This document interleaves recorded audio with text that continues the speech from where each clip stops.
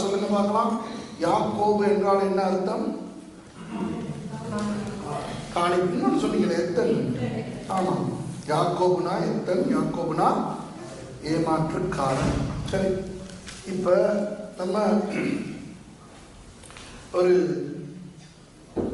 ஆதியாகமம் 25வது வசனத்துக்கு போவோம்.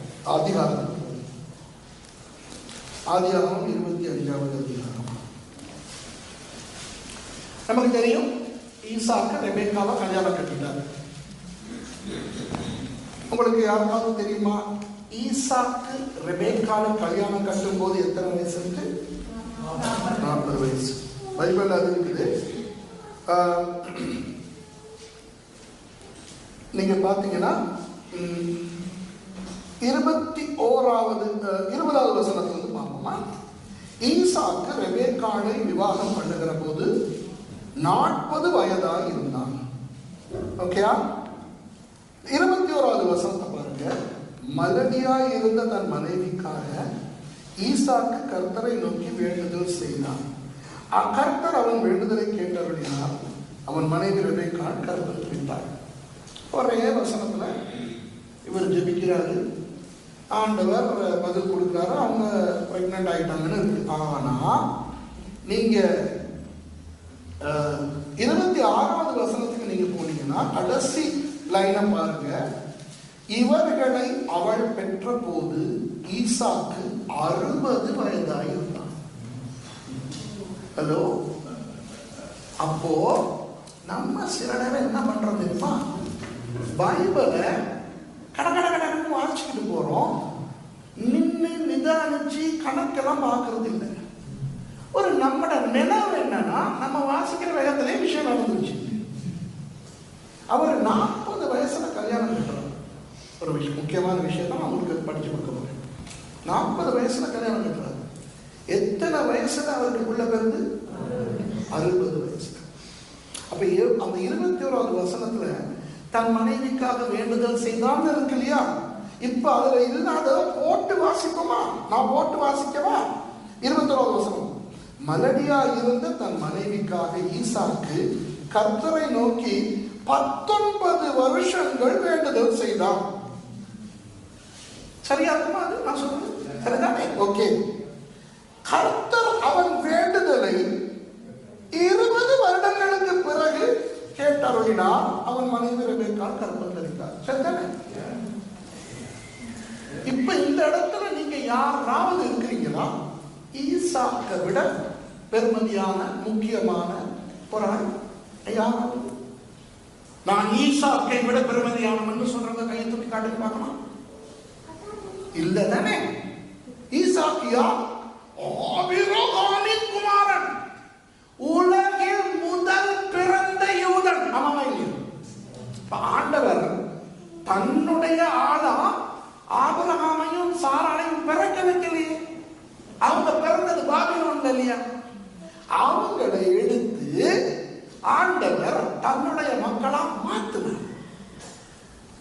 அப்போ முதல் உலகத்தில் முதல் பிறந்த எபிரேயன், உலகில் முதல் பிறந்த யூதன், உலகில் முதல் பிறந்த இஸ்ரவேலன் யார்? ஈசாக்கு. அப்ப அவர் ஒரு ஸ்பெஷல் ஆளா இல்லையா? அவரே 20 வருஷம் ஜெபிச்சுக்கிட்டு இருந்தாருன்னா நம்ம எப்படி அவசரப்பட முடியும்? நான் தான் 8 வருஷங்களாக என் மாமியார் சாக வேண்டும் என்று ஜெபிக்கிறேன். 8 வருடங்களாக எனக்கு விசா வேண்டும் என்று ஜெபிக்கிறேன். 9 வருடங்களாக இந்த வியாதி நீங்க வேண்டும். விளங்குதா? நம்ம நிறைய பேர் சில விஷயம் புரிஞ்சுக்கிறது இல்லை. இங்கிலீஷ்ல அழகா சொல்லுவாங்க, God's delays are not denials. தேவன் பிந்துவது மாட்டேங்கிறதுக்காக அல்ல, சில விஷயங்கள் பிந்தத்தான் வேணும். இப்ப ஈசாக்கை பற்றி தானே பேசிக்கிட்டு இருக்கோம். ஈசாக்கு தான் முதல் இஸ்ரவேலனா பிறக்க போறாங்க. அப்ப ஈசாக்கு ஒரு இஸ்ரவேலனா பிறந்தா அந்த அவங்களுடைய ஒரு புது கலாச்சாரத்துல தானே அந்த புள்ள வளரணும். இப்ப நிறைய பேர் என்ன ஒரு கேள்வி கேட்பாங்க, உங்ககிட்ட இந்த கேள்வி இருக்கும். இந்த கேள்வி இருக்குதான்னு சொல்லுங்க நீங்க. ஆண்டவர் ஏன் உலகத்துல எத்தனையோ ஜனங்கள் இருக்கும்போது இஸ்ரவேலர்களை தெரிஞ்சு கொண்டார்? ஒரு கேள்வியா இல்லையா? எத்தனை பேருக்கு கேள்வி இருக்கு? வைக்கப்படாம கை. சரி, மற்றவங்களுக்கு கேள்வி, ஏன்னா அவங்களுக்கு பதிலே தெரியும். அதுதான் உங்களுக்கெல்லாம் தெரியுதானே? பதில் தெரிஞ்சு சொல்றீங்களா நீங்களே? மைக்கு இல்ல உங்களுக்கு சிலருக்கு என்ன தெரியுமா, இப்படி ஒரு கேள்வி அவங்களுக்கு கணக்கே இல்லை, இதெல்லாம் ஒரு கேள்வி, இப்படி ஒரு கேள்வி இருக்கும். இல்ல நிறைய பேர் இப்படி ஒரு கேள்வி கேட்கறது உண்டு.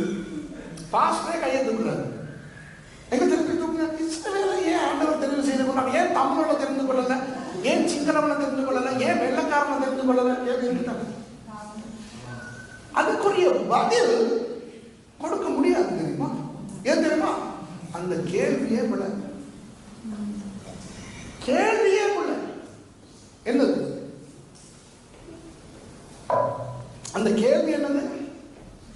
ஆண்டவர் ஏன் இஸ்ரவேலரை தெரிந்து கொண்டார்? அப்ப அந்த கேள்வி என்னத்தை சொல்லுது தெரியுமா? தமிழன், சிங்களவன், மலையாளத்தான், வெள்ளக்காரன், டச்சுக்காரன், பிரெஞ்சுக்காரன், கருப்பினத்தவன், சீனாக்காரன், ஜப்பான்காரன், இஸ்ரவேலன் எல்லாரும் இருக்கத்தக்க ஆண்டவர் வந்து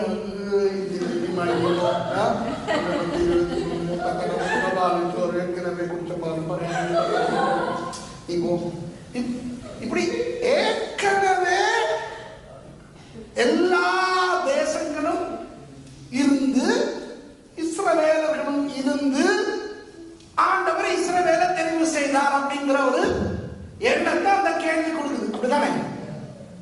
ஆண்டவர் இஸ்ரவேலர்களை தெரிந்து கொள்ளல, இஸ்ரவேலர்களை உருவாக்குது. ஆண்டவர் பார்க்கும்போது அந்த நேரத்துல தெரிவு செய்வதற்கு எந்த ஒரு தேசமும் இருக்கிறது. அதனால தெரிவு செய்யறது சரி வராது, ஒரு தேசத்தை உருவாக்கணும் அப்படின்னு நினைச்சார். அவர் வீரர் இல்லையா நம்ம ஆண்டவர். அதனால சாத்தானுடைய தலைநகரமாகிய பாபிலோன்லயே கை வச்சார். ஞாபகம் இருக்கா? பாபேல் கோபுரம் எங்க கட்டப்பட்டது? பாபிலோன். பாபேல் கோபுரம் என்னத்துக்கு கட்டப்பட்டது? கர்த்தருடைய கட்டளையை மீறுறதுக்கு கட்டப்பட்டது. கர்த்தர் என்ன சொன்னாரு? பலுகி பெருகி பூமியை நிரப்புங்கள். அப்போ நிம்ரோத் என்ன சொன்னா? பழுக்குவோம், பெருகுவோம், பூமியை நிரப்புறோம்னா இங்கே நிரம்பும். நமக்கெல்லாம் நாம ஒரே இடத்துல இருக்கும். நாம் எல்லாரும் சிதறி போகாதபடிக்கு இதே இடத்துல இருப்போம்னு சொன்னாங்க. அது தேவனுடைய கட்டளை மீறுறதா இல்லையா? அதுலதான் பாபிலோன் வந்தது. அந்த இடத்துல தான் பாபேல்ல தான் பாபிலோன் அரசியல், பாபிலோன் பொருளாதாரம், பாபிலோன் மதம் வந்தது. இந்த மூணும் எல்லா அரசியலுக்குள்ளேயும் இருக்கு. எல்லா உலகத்தில் இருக்கிற எல்லா அரசியலையும், அது ஜனநாயகமா இருக்கட்டும், ராஜாக்கள் ஆளுறதா இருக்கட்டும், கம்யூனிச அரசியலா இருக்கட்டும், எந்த அரசியலுக்குள்ளேயும் பாபிலோன் அரசியல் இருக்கு. உலகத்தில் உள்ள அத்தனை மதங்களுக்குள்ளேயும் பாபிலோன் மதம் இருக்கு. உலகத்தில் உள்ள அத்தனை பொருளாதாரம், திறந்த பொருளாதாரமா இருக்கட்டும், எந்த பொருளாதாரத்துக்குள்ளேயும் பாபிலோன் பொருளாதாரம் இருக்கு. அது கடைசியில் என்ன செய்யும்? இன்னைக்கு ஒளிஞ்சு கிடக்கிறது சபை எடுத்துக்கொள்ளப்பட்ட பிறகு ஓப்பன் வந்துடும், இப்படி வந்துடும். அப்போ அந்த மூணையும் தலைமை தாங்கிறதுக்கு அரசியல் பொருளாதார தலைமை தாங்க போறவனுடைய பெயர் அந்தி கிறிஸ்து. அவன் ஒரு மத அந்தி கிறிஸ்துவை ஏற்படுத்துவான். அவனுடைய பெயர் கள்ளத்தீர்க்கதரிசி. அவன் ஒரு பொருளாதார அந்தி கிறிஸ்துவை ஏற்படுத்துவான். அவனுடைய பெயர் மிருகம். இதெல்லாம் வெளிப்படுத்துறது. கடைசியில் ஆண்டவர் சொல்றார், பாபிலோன் என்னும் வேசிய ஆண்டவர் அழிக்கிறார். நீங்க வெளிப்படுத்துறது புரியுதுல? அதுதான் பாபிலோன். இந்த பாபிலோன்ல இருக்கிற ஆபிராம் அப்படிங்கிற ஒரு ஆளை கூப்பிட்டு, அவனே உனக்கு நான் சந்ததியை கொடுப்பேன் அப்படின்னு வாக்குத்தத்தம் கொடுக்கிறார். சரிதானே? ஆபிராமும் சாராமும் அந்த அழைப்பை பெற்ற உடனேயே அவங்களுக்கு புள்ள வந்துருச்சு. அந்த புள்ளைய பாபிலோன் நிலத்தில் வளர்ப்பாங்களா இல்லையா? எத்தனை பேருக்கு சுவிஸ் பாஸ்போர்ட் இருக்கு? கையில்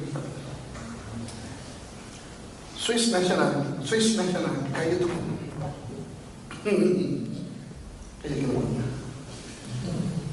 உங்களை பார்த்தா சுவிஸ்காரங்களை பார்க்குற மாதிரியா இருக்கு.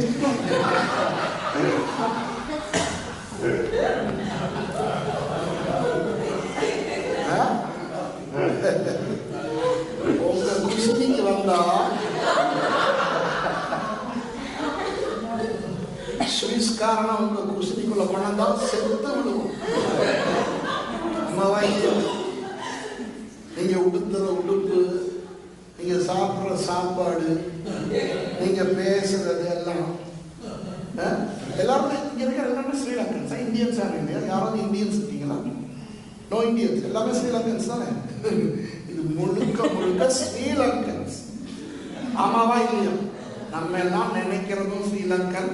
என்ன இங்க பிறந்த நம்முடைய பிள்ளைகள் இருக்குதுங்களே, நம்ம கிதியோன் மாதிரி இந்தவங்கள மாதிரி மற்ற அதுக லைட்டா ரெண்டு கிட்டானா இருக்குது. லைட்டா அதுவும் இதுவும் அதுவுமா இருக்கு. இந்த மாதிரி அடுத்த ஜெனரேஷன் இன்னும் கொஞ்சம் கூட ஸ்விஸ் ஆகிட்டு ஒரு அடுத்த ஜெனரேஷன் வரும்பொழுது அதுகளுக்கு தமிழ் நடந்து போகிறோம்.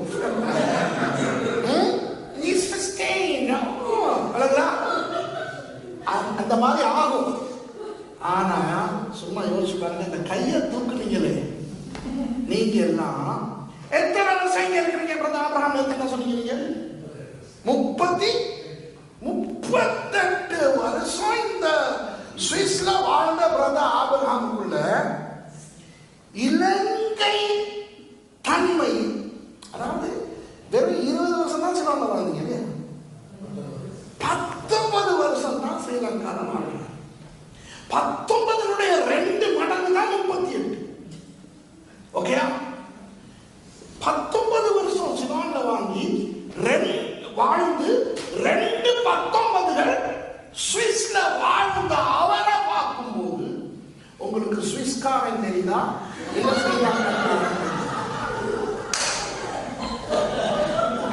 நான் சொல்றது சரியா இல்லையா?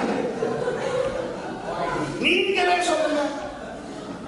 நீங்க இல்ல அம்மாவா இல்லையா? ஒரு 19 தான் ஸ்ரீலங்கா, 2 19கள் சுவிஸ்ல. இதுதான் உண்மை.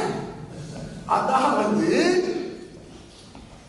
ஆபிரகாம் ஆண்டவர் கூப்பிட்டு அவர் சொல்றாரு, உன் தேசத்தையும் உன் இனத்தையும் உன் தகப்பன் வீட்டையும் விட்டு நான் உனக்கு காண்பிக்கும் தேசத்துக்கு போன்னு சொல்றார். ஆனா அப்பவே உடனே ஆண்டவர் புள்ள ஒன்று கொடுத்திருந்தா ஈசாக்கு முழுக்க பாபிலோன் புள்ளையா, ஆனா வேற இடத்துல வாழ்ந்திருப்பான். வளர்வது வேற இடம், ஆனா முழுக்க பாபிலோன் சாப்பாடு, பாபிலோன் உடுப்பு, பாபிலோன் கலாச்சாரத்தில் தான் வாழ்ந்திருக்கும். அதனால ஆண்டவர் கொஞ்சம் பொறுத்திருந்தாரு. அந்த பாபிலோன் தன்மை ஆபிரகாமுக்கும் சாராளுக்கும் இல்லாம போற வரைக்கும், புரியுதா? இல்லாம போகிறதுக்கு என்ன பண்ணாரு தெரியுமா? ஒரு இடத்துல வச்சா இல்லாம போகாது. நீங்க எல்லாம் இப்ப நீங்க ஏன் இன்னும் ஸ்ரீலங்கன் மாதிரியே இருக்கிறீங்க நினைக்கிறீங்க, சாப்பிட்டீங்கன்னா நீங்க வாழ்ந்தது ஒரே இடம்.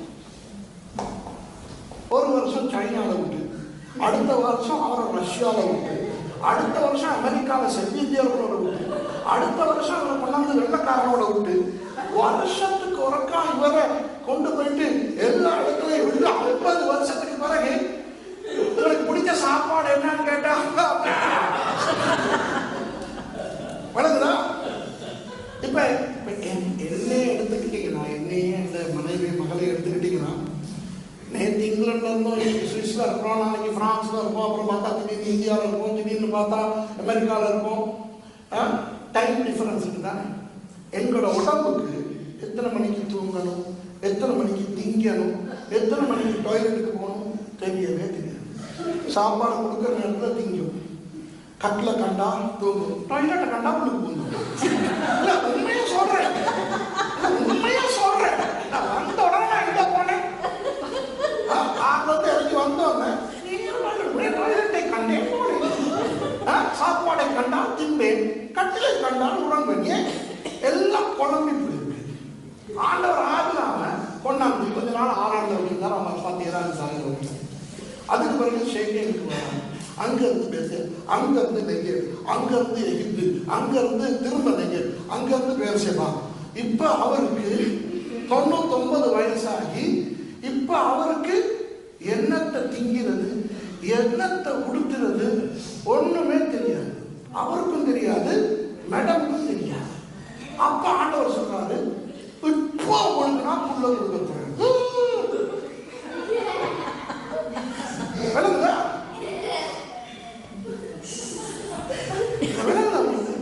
அப்படி பிறந்தவர் தான் ஈசாக்கு. அப்போ ஆண்டவர் சொல்லி கொடுக்கதான் இந்த ஈசாக்க உலகம். உலக இன்னைக்கு வரைக்கும் நீங்க வேணா இன்டர்நெட்ல செக் பண்ணி பாருங்க, நான் சொல்றது சரியானது. உலகத்துல பிறக்கிற குழந்தைகள்ல ரொம்ப ஆரோக்கியமான குழந்தைகள் யூத குழந்தைகள் தான், தெரியுமா? உலகத்துல பிறக்கிற பிள்ளைகள்ல அங்கவீனங்கள் குறைஞ்ச அளவு பிறக்கிற பிள்ளைகளும் யூத பிள்ளைகள் தான். அதே மாதிரி உலகத்துல பிறக்கிற குழந்தைகள்ல அறிவாளிகளா பிறக்கிற பிள்ளைகளும் யூத பிள்ளைகள் தான். அதனாலதான் யூதர்கள் தான் சயின்டிஸ்ட் மாறலாம், யூதர்கள் தான் டாக்டர்ஸ் எல்லாம். பென்சிலின் கண்டுபிடிச்சவங்க இருந்து லிப்ஸ்டிக் கண்டுபிடிக்கிற வரைக்கும் உண்மை யூதம் தான். விளங்குது உங்களுக்கு? ஏன்? அந்த பிள்ளைகள் நல்ல ஆரோக்கியமா பிறக்குது, சந்தோஷமா பிறக்குது, தைரியம் உள்ள பிள்ளைகளா பிறக்குது. இதுக்கு காரணம் என்னன்னா, நான் சொல்றது உண்மையா இல்லையா நீங்க செக் பண்ணி பார்த்துருக்கீங்களோ தெரியல. உலகத்துல அதிகமான நோபல் பரிசு வாங்கினதும் அவங்க தான். கின்னஸ் புத்தகத்துல யூதர்களுடைய பெயர்கள் தான் அதிகமாகவே இருக்கு. இவ்வளவுக்கும் காரணம் என்னன்னு சொல்லவா? யூதர்கள் கிட்ட இருக்கு புத்தகங்கள். ஒரு பொண்ணு கர்ப்பமாகிட்டா எப்படி நடந்துக்கணும், எப்படி சாப்பிடணும், எப்படி உடுத்தணும், எப்படி சந்தோஷமா இருக்கணும், என்ன செய்யக்கூடாது, என்னென்ன செய்யணும், அது அவங்களுடைய கலாச்சாரத்தில் இருக்கிறனால அவங்க அதை கடைபிடிக்கிறாங்க. இப்ப நம்முடைய கலாச்சாரத்திலையும் யாராவது கர்ப்பமாயிட்டா நம்மளும் சில விஷயங்கள் சொல்றோம்ல, இதெல்லாம் சாப்பிடணும், அன்னாசியெல்லாம் சாப்பிடணுமா, கூடுதலா இதெல்லாம் இதுகளை சாப்பிடு, இப்படி இப்படி சொல்றோம் தானே. அது மாதிரி யூதர்கள்ல ரொம்ப கராரா டூஸ் அண்ட் டோன்ட்ஸ், இதுகளெல்லாம் செய்யக்கூடாது, இதெல்லாம் செய்யணுங்கிறது அவங்களுடைய கலாச்சாரத்தில் இருக்கு. அதனால ஒரு பொண்ணு கர்ப்பமாயிட்டா அது பூந்தோட்டத்துக்கு போறது, ராத்திரி நேரம் வானத்தை பார்த்து ரசிக்கிறது, அப்புறம் அப்படி எல்லாம் இருக்கிறனால இன்னைக்கு கூட அந்த பிள்ளைகள் ஆரோக்கியமா வளருது. இது எங்க இருந்து வந்துச்சுன்னு சொல்லவா? சாரால் கர்ப்பம் தெரிச்ச உடனே இவங்க இப்ப பாபிலோன்லாம் மறந்துட்டாங்க. இவங்களுக்கு என்னத்தை சாப்பிடணும், என்னத்தை உடுத்தணும், என்ன செய்யணும் ஒண்ணுமே தெரியாதனால ஆண்டவர் சொல்லி கொடுக்க அத அவங்க செஞ்சாங்க. அது வாய் வழியா வந்து பிறகு தல்மூட்ல எழுதப்பட்டுச்சு. அந்த ஆண்டவர் சாராளுக்கும் ஆபிரகாமுக்கும் அந்த பிள்ளை பெறதை பத்தி கொடுத்த அவ்வளவு அறிவுரைகளும் தல்மூட்டுக்குள்ளால அவங்களுக்கு கிடைக்கிறனால இன்னைக்கு வரைக்கும் அவ்வளவு நல்ல ஒரு விஷயங்கள் அவங்க செஞ்சுக்கிட்டு இருக்காங்க. அமேசிங். புரியுதான சொல்றது? அப்படிதான் இந்த ஈசாக்கு பிறக்கிறாங்க. இந்த ஈசாக்கு தான் உலகில் முதல் பிறந்த யூதன். அவருக்கே ஒரு பெரிய பிரச்சனை. என்னது? அவருடைய மனைவிக்கு பிள்ளைகள் இல்லை. அவங்களே கலாச்சாரத்துல இன்னும் ஒரு ஆம்பளை ஒரு பொம்பளை தான் கட்டணுங்கிற சட்டம் வரலையே. அது வந்தது மோசே காலத்துல தானே. அப்ப ஆபிரகாமே அங்க சாராள் சொன்னபடினால ஆகாரோட சேர்ந்தார். அப்புறம் கேதுரால கல்யாணம் கட்டினாரு. இன்னும் எத்தனை மறுமனை ஆட்களாக அவங்க தெரியுமா பைபிள் சொல்லுது. அப்ப ஈசாக்கு எவ்வளவு ஒரு அமுக்கம் வந்திருக்கும். ஏன் ஆபிரகாமே ஈசாக்கு அமுக்கம் கொடுத்திருப்பாரு, இன்னொரு கல்யாணம் கட்டு. யோசிச்சு பாருங்க. அதாவது அவங்களுடைய கலாச்சாரத்தை அவங்களுக்கு இப்ப மாதிரி வைத்திய விஞ்ஞான அறிவு இருக்கலதுன்னு. அப்ப அவங்க என்ன நினைச்சுட்டு இருந்தாங்க தெரியுமா? பிள்ளைகள் இல்லைன்னா அதுக்கு காரணம் பொம்பளை தான் நினைச்சுட்டு இருந்தாங்க. ஏன் நம்ம கூட தமிழாக்கள் கூட அந்த காலத்துல அப்படிதான் நினைச்சுட்டு இருந்தோம்.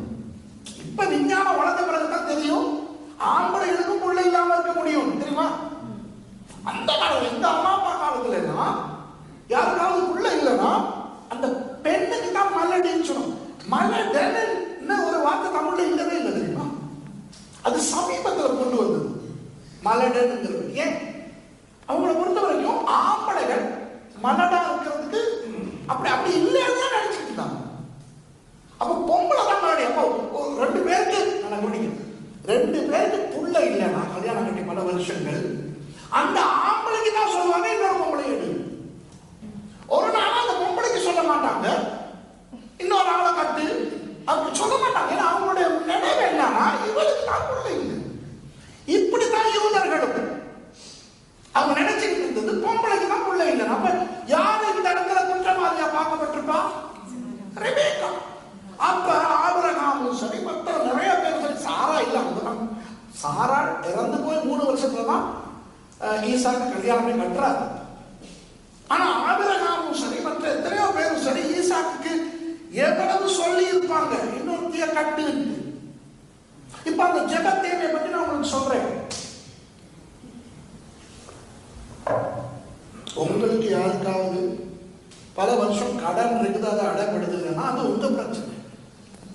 உங்களுக்கு யாருக்காவது பல வருஷம் நோயா இருக்குது, சுகமாகுது இல்லைன்னா அது உங்க பிரச்சனை. உங்களுக்கு பல வருஷம் இன்னும் விசா கிடைக்கலன்னா அது உங்க பிரச்சனை. உங்களுக்கு தொழில் கிடைக்கலன்னா, உங்க பிள்ளைக்கு கல்யாணம் கிடைக்கலன்னா, உங்களுக்கு சொந்த வீடு கிடைக்கலன்னா அது உங்க பிரச்சனை. சரியா? ஆனா ஈசாக்குக்கு புள்ள இல்லைங்கிறது ஈசாக்கோட பிரச்சனை இல்ல, அது ஆண்டவரோட பிரச்சனை. ஏன்? ஆபிரகாம் சொல்லிட்டாரு உனக்கு சந்ததி வரும். சரி, அவருக்கு வந்துருச்சு ஈசாக்கு. இப்ப அடுத்த அந்த சந்ததி வரதா ஈசாக்கு தானே புள்ள வரணும். இஸ்மாயிலுக்குள்ள வந்து வேலை இல்லையே, கேத்ரோனோட மகன்மாருக்குள்ள வந்து வேலை இல்லையே. அப்ப 1 வருஷம் 2 வருஷம் 3 வருஷம் 5 வருஷம் 10 வருஷம் ஆச்சு. அப்ப ஈசாக்கு ஜெபம் பண்ணும் போது எப்படி ஜெபம் பண்ணிருக்கலாம்? ஆனா இது என் பிரச்சனை அல்ல, உங்கள் பிரச்சனை. இப்படியே போனால் கடைசியில் நீங்கள் என் அப்பாவுக்கு கொடுத்த வாக்குத்தத்தமும் அதை எனக்கும் புதுப்பித்துக் கொடுத்தீர்கள், அதுவும் என்னத்துக்கு ஆவது. அவருக்கு நான் சொல்ற பாயிண்ட் விளங்குதா? ஈசாக்கு புள்ள இல்லைங்கிறது ஈசாக்கிட பிரச்சனை இல்லை, ஈசாக்குக்கும் பிரச்சனை தான். ஆனா அது பிரதானமா யாரை தாக்க போகும்? தேவன் ஒரு வேலை கடைசி வரைக்கும் உங்களுக்கு புள்ள இல்லாம ஈசாக்கு செத்து போயிட்டாங்கன்னா ஆண்டவர் ஆபிரகாமுக்கு சொன்னதெல்லாம் காத்துல போயிடும். அப்ப ஆண்டவர் பொய்யார் மாதிரி எண்ணப்படுவார். இப்ப நீங்க கற்பனை பண்ணுங்க, நீங்க ஈசாக்கா கற்பனை பண்ணுங்க, இல்ல நீங்க ரெபேக்காவா, பொம்பளைகளா இருந்தா நீங்க ரெபேக்காவா கற்பனை பண்ணுங்க. ஆம்பளைகள் நீங்க ஈசாக்கா கற்பனை பண்ணுங்க. ஆம்பளைகள் பொம்பளைகள் எல்லாருமே ஆபிரகாமா இருந்து கற்பனை பண்ணி பாருங்க. அந்த மொத்த 19 வருஷம் எவ்வளவு டென்ஷன்ல ஓடிடும் யோசிச்சு பாருங்க. கல்யாணம் கட்டி 1 வருஷம் ஆச்சு, இன்னும் ரெபேக்காவுக்கு உள்ள வரலன்னா ஒரு விதமான ஒரு பயம் வந்திருக்கணும் அவங்களுக்காக. நீங்க ஈசாக்கா இருந்தா ஐயோ கட்டுனதே 40 வயசுல இல்லையா, இப்ப பிள்ளைய வளர்த்து எடுத்து ஆளாக்கணும். எங்க அப்பாவுக்கு வேற 140 வயசாச்சு. அப்படித்தானே? ஆபிரகாமுக்கும் ஈசாக்குக்கும் வயசு வித்தியாசம் 100. அப்ப ஈசாக்கு கல்யாணம் கட்டும் போது ஆபிரகாமுக்கு 140 வயசு.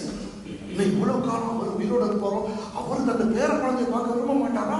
தந்த சந்ததி யோசிக்க. அப்ப ஈசாக்கு நர்வஸ் ஆகி இருக்கிறான். வேற ஒரு ஆளா இருந்தா ஆபிரகாம் அப்படி சொல்லியிருப்பாரு, இங்க பாருங்க அப்பா ரெபேக்கா பாவம் தான், ஆனா நம்ம ஆண்டவருடைய சந்ததிய கொண்டு போகணும், அதனால செய்ய வழியில் எனக்கு இன்னொரு பொண்ணையும் பாருங்க சொல்லியிருப்பாரு. விளங்குதா? ரெபேக்கா சாரானே ஆபிரகாமுக்கு சொல்லிச்சு. என்ன சொல்லிச்சு? உங்களுக்கு தான் ஆண்டவர் சொன்னாரு சந்ததி தாரேன், நான் வயது சென்று எனக்கு என்னால இனி முடியாது, அந்த எகிப்திலிருந்து வந்தவனோட அவங்க சேர்ந்து புள்ள பெறுங்க வணங்குதா? அடிக்கடி நான் சொல்வேன், இங்கேயும் சொல்லியிருந்தேன், இப்படியெல்லாம் நம்ம புருஷனுக்கு சொல்லக்கூடாது. இந்த ஒரு விஷயத்துல புருஷன் கேள்வி கேட்பானே நம்ம கீழ்படியறி ஆடாளப்பட்ட ஆபரகாமே கீழ்படிகிறேன். ஆபரகாம் கேட்டா சாராளை பார்த்து கர்த்தர் சொன்னாரா, ஜெபித்து பார்த்தியா, வாடி 2 பேரும் ஜெபிப்போம், அதெல்லாம் ஒண்ணும் இல்லை. Okay darling, anything for you. அது கேட்டு மேடம் சொன்னாங்க அப்படின்னு அவர் அங்க கீழ்படிய போயிட்டார். மறு பேச்சு இல்லாம ஒரு புரிஜன் பத்தி அதுக்கு கீழ்படிஞ்ச ஒரே சந்தர்ப்பம் அது.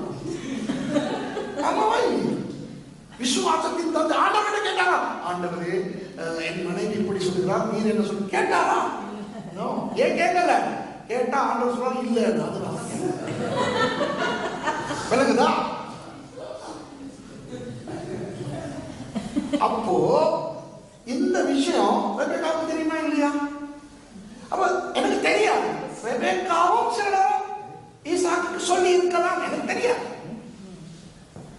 இது 10 வருஷம் ஆச்சு, என்னால உங்களுக்கு புள்ள வச்சு கொடுக்க முடியல. உங்க அப்பாவுக்கு ஆண்டவர் சொன்னது என்ன, உங்களுக்கு ஆண்டவர் சொன்னது என்ன? ஆனா என்ன தாக்கங்கள் வந்தாலும் ஈசாக்கு அதுதான் மனுஷன் இல்லை. நான் காத்திருப்பேன். 19 வருஷத்துக்கு பிறகுதான் நல்ல செய்தி. ஈசாக்கு எப்படி ஒரு வாழ்ந்தார் விளங்குதான்? சூப்பர். அவருடைய பெயர் தான் கடைசி வரைக்கும் மாறவும் இல்லை, அவருடைய நடத்தை மாறவும் இல்லை. அவர் ஒருத்தர் தான் இன்னொரு பொம்பளை எடுக்காம இருந்தார். அருமையான ஒரு மனுஷன் அந்த ஈசாக்கு. சரிதான், சரியா? அப்ப அதை நம்ம விளங்கிக்கணும். உங்களுடைய ஜெபங்களுக்கு சில நேரம் நம்ம மனசு உடையதில்லை. இவ்வளவு ஜெபிக்கிறேன் பாஸ்டர், எத்தனையோ பேர்கிட்ட சொல்லி ஜெபிக்கிறேன், இவ்வளவு நாள் போகுது. உங்களை தைரியப்படுத்துறதுக்கு சொல்றேன், நீங்க யாரும் நானோ நீங்களோ ஈசாக்கு அளவு முக்கியம் இல்லை. அவருக்கே அவ்வளவு முக்கியமான ஜெப தேவை. 20 வருஷம் பிந்துச்சுன்னா நமக்கும் பிந்தலாம். ஆனா என்னத்துக்காக ஆண்டவர் பிந்தி ஆபிரகாமுக்கு உள்ள கொடுத்தாருங்கிறது இப்பதான் நமக்கு புரியுது. அது மாதிரி நம்முடைய வாழ்க்கையில சில கால தாமதங்கள் ஆண்டவர் வேணும்னே, புரியுதா? பொறுமையா இருக்கு. ஏன்னா ஈசாக்கின் தேவன் நமது தேவன். சரி, அவள் கர்ப்பத்திலே 22வது வசனம் வாசிக்கிறேன், ஆதியாகமம் 25. அவள் கர்ப்பத்திலே பிள்ளைகள் ஒன்றோடு ஒன்று மோதி கொண்டிருந்தன. அப்பொழுது அவள் இப்படியானால் எனக்கு எப்படியோ என்று சொல்லி கர்த்தரிடத்தில் விசாரிக்கும்படி போனார். என்ன அர்த்தம்? இந்த இப்படியானால் என்ன இப்படியானா? இப்ப பைபிள்ல அவள் கர்ப்பத்திலே பிள்ளைகள் ஒன்றோடு ஒன்று மோதி கொண்டிருந்தன எழுதியிருக்கிறார். இது யார் யாருக்கு சொல்றது? தேவன் நமக்கு சொல்றாரு. யார் மூலமா? மோசே மூலமா. புரியுதா? ரெபெக்காவுக்கு தெரியுமா வயிற்றுக்கு பிள்ளைகள் மோதிக்கிட்டு தெரியுமா? அதுக்கு ஏன் ஸ்கேனிங் இருந்துச்சா? அந்த காலத்துல ஸ்கேனிங் கிடையாது, ஒன்றும் கிடையாது. உள்ள பெற வரைக்கும் இது ஆம்பளை பிள்ளையா பொம்பளை பிள்ளையா, ஒரு பிள்ளையா 2 பிள்ளையா 3 பிள்ளையா தெரியாது. புள்ள பெறும் போதுதான் போகும். புரியுதா உங்களுக்கு? அப்ப இப்படியானால் நான் சொல்றதுதான் என்ன? இப்படியானா ஓவரா வலிக்குதே, இதெல்லாம் முண்டுதே, என்னமோ நடக்குதே, ஐயோ. வேற சில பிரெக்னண்டான பொம்பளைகள் இருந்திருப்பாங்க, நிறைய வேலைக்காரி இருந்தாங்க தானே. வேலைக்காரி கிட்ட கேட்டுருக்கீங்க, என் பிள்ளை இருக்கும் போது இப்படி எல்லாம் போடணும் இந்த மாதிரிதான் அப்படின்னு யாருக்குமே தெரியாது. அநேகமா எல்லா பொம்பளையும் சொல்லிட்டோம், உங்களுக்கு கொஞ்சம் கூடுதலா தான் தாக்குதல் வருது. அப்படியா? ஐயோ, இப்படி ஆனால் இப்படி ஆனால் என்னன்னு, இப்படி ஆனால் எனக்கு எப்படியோ என்று சொல்லி கர்த்தரிடத்தில் விசாரிக்கும்படி போனான். இவங்க ஆண்டவரோட நல்லா இருந்த ஒரு பெண். ஆண்டவர் பல விஷயங்களை இவங்களுக்கு அறிவிப்பார். அதற்கு கர்த்தர் 2 ஜாதிகளும் கர்ப்பத்தில் உண்டாயிருக்கிறது. அப்பதான் எனக்கு தெரியும். நம்ம பைபிள்ல நீங்க பாத்தீங்கன்னா ஸ்கேன் இல்லாமலேயே வயிற்றுல இருக்கிற பிள்ளைகளை பற்றி தெரிஞ்சுக்கிட்ட ஒரு சிலர்ல முதலாவதான் நம்ம ரெபேக்கா. ஸ்கேன் ரிப்போர்ட்டே இல்லை, அவங்க சொல்லிட்டா 2 பிள்ளைகள் இருக்குது. 2 வித ஜனங்களும் வயிற்றிலிருந்து பிரியும். அவர்களில் ஒரு ஜனத்தார் மற்ற ஜனத்தாரை பார்க்கிலும் பலத்திருப்பார்கள். மூத்தவன் இளையவனை சேமிப்பான். யார் யாரை சேமிப்பான்? மூத்தவன் இளைய. மூத்தவன் யார் சொல்லுங்க, சொல்லுங்க, உங்களுக்கு தெரியாது. ஏசா. இளையவன் யார்? சரி. பிரசவ காலம் பூர்ணமான பொழுது அவள் கர்ப்பத்தில் 2 பிள்ளைகள் இருந்தது. மூத்தவன் சிவந்த நிறமுள்ளவனாயும் சர்வாங்கமும் ரோமாங்கி போர்த்தவன் போலவும் வெளிப்பட்டான். அவனுக்கு ஏசா என்று பெயரிட்டார். ஏசானா என்ன அர்த்தம்? மயிராளன். நான் ஏற்கனவே சொல்லியிருக்கேன். உடம்பு முழுக்க முடியோட பிறந்தான். பைபிள்ல வேற யாராவது ஏசான்னு வாசிக்கிறீங்களா? இல்லை. ஏன்? பொதுவா பிள்ளைகளை அப்படி முடியோட பிறக்காது. கொரில்லா மாதிரி பிறக்காது. ஆனா என்ன வித்தியாசம்? கொஞ்சம் வெள்ளை. கொரில்லா கருப்பா இருக்கும், சிவந்த மேனியும் ரோமம் நிறைய முடியோட பிறக்கிறார். நம்மகிட்ட அங்கே இருந்திருக்காரு பாஸ்டர் மகேஷ், கிளாஸ்மேட். பாஸ்டர் மகேஷுக்கான டிரான்ஸ்லேட்லாம் பண்ணுவார், நீங்கள் பார்த்துருக்கீங்க. பாஸ்டர் அருண் சென்ற கிளாஸ் இருந்தார். அவருடைய ஒய்ஃபுக்கு கூட அன்னைக்கு நான் சொன்னேன், ஓவரா இங்கே அவனுக்கு பிரச்சனை கொடுத்தா நெருப்பட்டியை வச்சுக்கோ, இன்னும் 10 நிமிடம் முழுக்க உடம்பு எல்லாம் முடி நம்மகிட்ட ஒரு ஏசா இருக்கு. அது அவ்வளோதான். சரி. பின்பு அவன் சகோதரன் தன் கையினாலே ஏசாவின் குதிங்காலை பிடித்துக் கொண்டு வெளிப்பட்டான். அவனுக்கு யாக்கோபு என்று பெயரிட்டார்கள். சரி, யாக்கோபு என்று பெயரிட்டார்கள். இப்ப நான் கேள்வி ஒன்று கேட்கிறேன். யாக்கோபுனா காலை பிடிப்பவன் தானே? ஆமாவா இல்லையா? ஓகே, அது பாதி சரி. சொல்றேன் ஏன் பாதி சரி. இன்னொன்று சொன்னீங்க, எத்தனை ஏமாற்றுகள், எத்தனை பேர் சொன்னீங்க? யார் யார் சொன்னீங்க? நீங்க. ஓகே, உங்களுக்கு யாக்கோபுனா எத்தனை யார் சொன்னது? என்னமா? இல்லை, யோசிக்காது, அப்செட் ஆகாது. உலகமே அப்படிதான் சொல்லுது. நீங்க எந்த ஒரு பைபிள் கமெண்ட்ரி எடுத்து பெரிய பெரிய பெரிய வேத விற்பனர்கள், பெரிய பெரிய வேத அறிஞர்கள் அவங்க எழுதுற புத்தகங்களை பார்த்தாலும் இதுதான். இங்கிலீஷ்ல சப்கான்டர், டிசீவர், ஏமாற்றுக்காரன், எத்தன். இப்ப நான் உங்ககிட்ட கேட்கிறேன், யார் சொன்னது? போதகருக்கு யார் சொல்லிருக்கோம்? இவரா? இந்த போதகரா வேற போதகர்? என்ன தெரியுமா, 2000 வருஷமா கிறிஸ்தவர்கள் இப்படித்தான் சொல்லிட்டு வரோம். இப்ப நான் உங்ககிட்ட ஒரு கேள்வி கேட்கிறேன். அம்மா அப்பா இருக்கீங்கன்னா நீங்க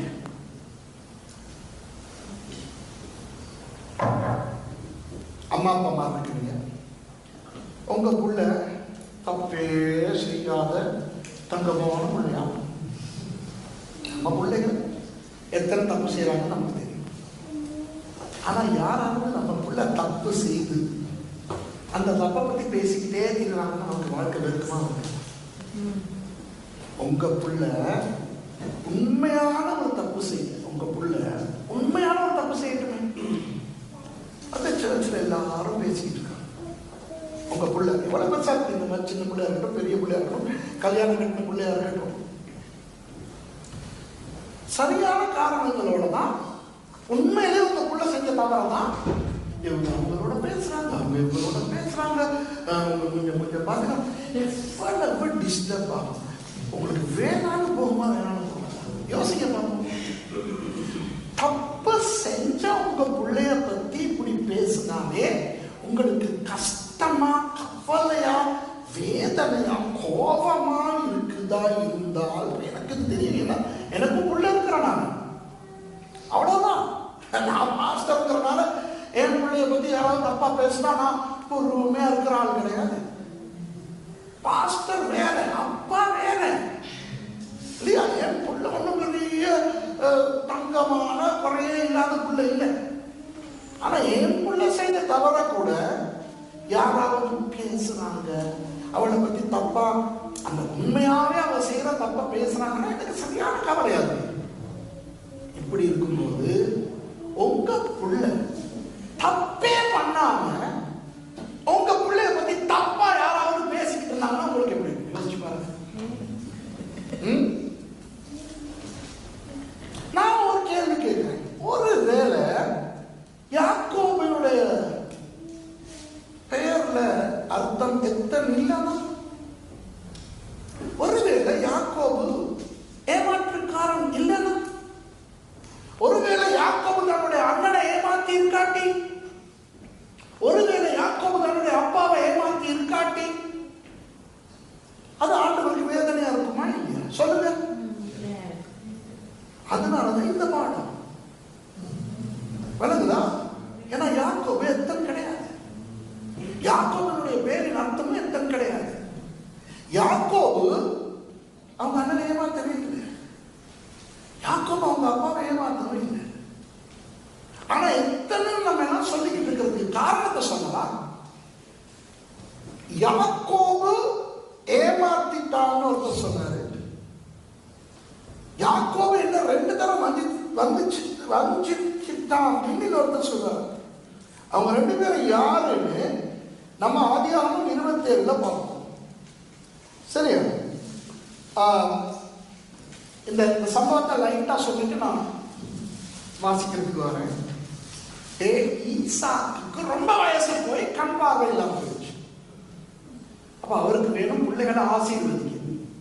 மூத்தவனுக்கு சேஷ்ட புத்திரனுக்குரிய ஆசீர்வாதத்தை கொடுக்கணும், இளையவனுக்கு இளைய மகனுக்குரிய ஆசீர்வாதத்தை கொடுக்கணும். அப்ப அவருடைய சேஷ்ட புத்திரன் யார்? ஏசா. ஏசா கூப்பிட்டு தம்பிக்கவா போயிட்டு எனக்கு விருப்பமான மாதிரி ஒரு மிருகத்தை வேட்டையாடி, உனக்கு தான் தெரியுமே எனக்கு விருப்பமான மாதிரி சமைச்சு கொண்டா நான் சாப்பிட்டு திருப்தியாகி உடனே நான் ஆசீர்வதிக்கணும். அவன் மாமன் புறப்பட்டு போறான்.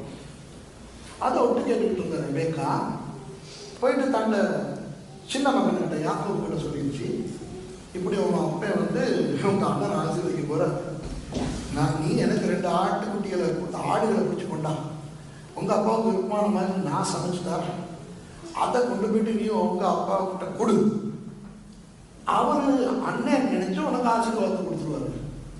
அப்ப இவர் சொல்றாரு, ஐயோ அவனோட உடம்புல எல்லாம் முடி இருக்கே, எனக்கு முடியல. சரி அவன் போடுற உடுப்பு உடுத்திட்டு முடியெல்லாம் இருக்கிற மாதிரி போ. இப்படி யாக்கோபு போய் 1க்கு 2 தடவை போய் சொல்றாரு.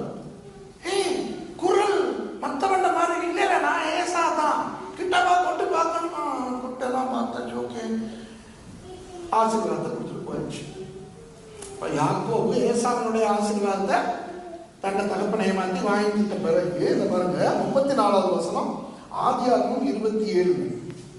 ஏசா தன் தகப்பனுடைய வார்த்தைகளை கேட்டவுடனே மிகவும் மனம் கசந்து உரத்த சத்தமிட்டு அலறி தன் தகப்பனை நோக்கி என் தகப்பனை ஆசீர்வதியும் என்றான். அலறான். இப்ப பாருங்க முக்கியமான வசனம். அதற்கு அவன் யாரு? ஈசாக்கு, உன் சகோதரன் தந்திரமாய் வந்து உன்னுடைய ஆசீர்வாதத்தை பெற்றுக்கொண்டான் என்றான். அப்ப யாக்கோபு தந்திரமா இதை செஞ்சான்னு சொன்னவர் யாரு? ஈசாக்கு. அப்பொழுது அவன், இந்த இடத்துல அவனுங்கிறவன் யாரு? ஏசா. 36வது வசனம். அவன் பெயர் யாக்கோபு என்னப்படுவது சரி அல்லவா?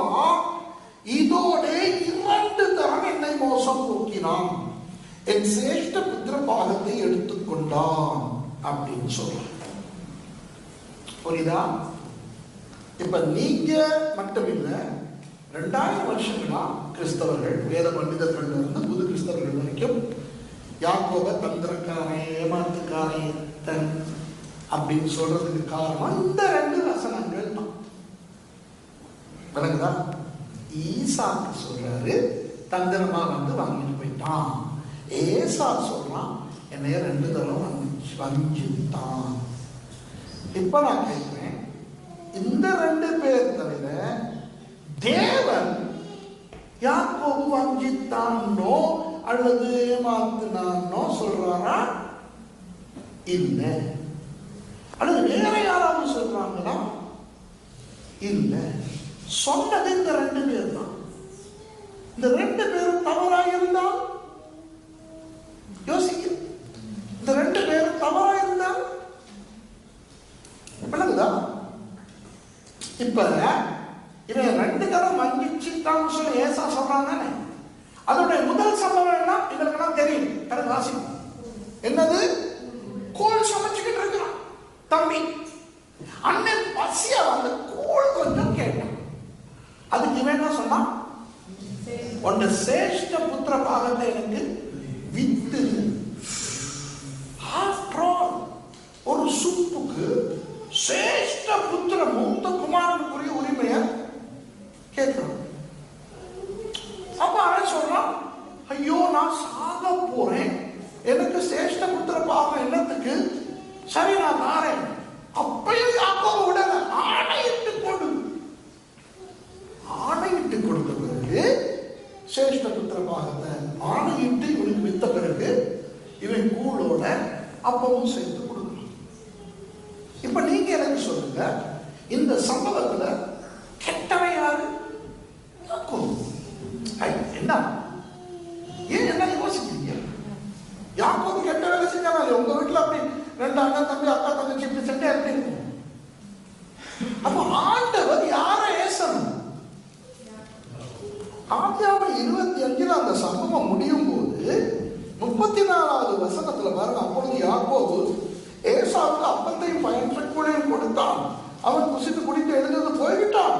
இப்படி ஏசா தன் சேஷ்ட புத்திர பாகத்தை அலட்சியம் பண்ணினான்.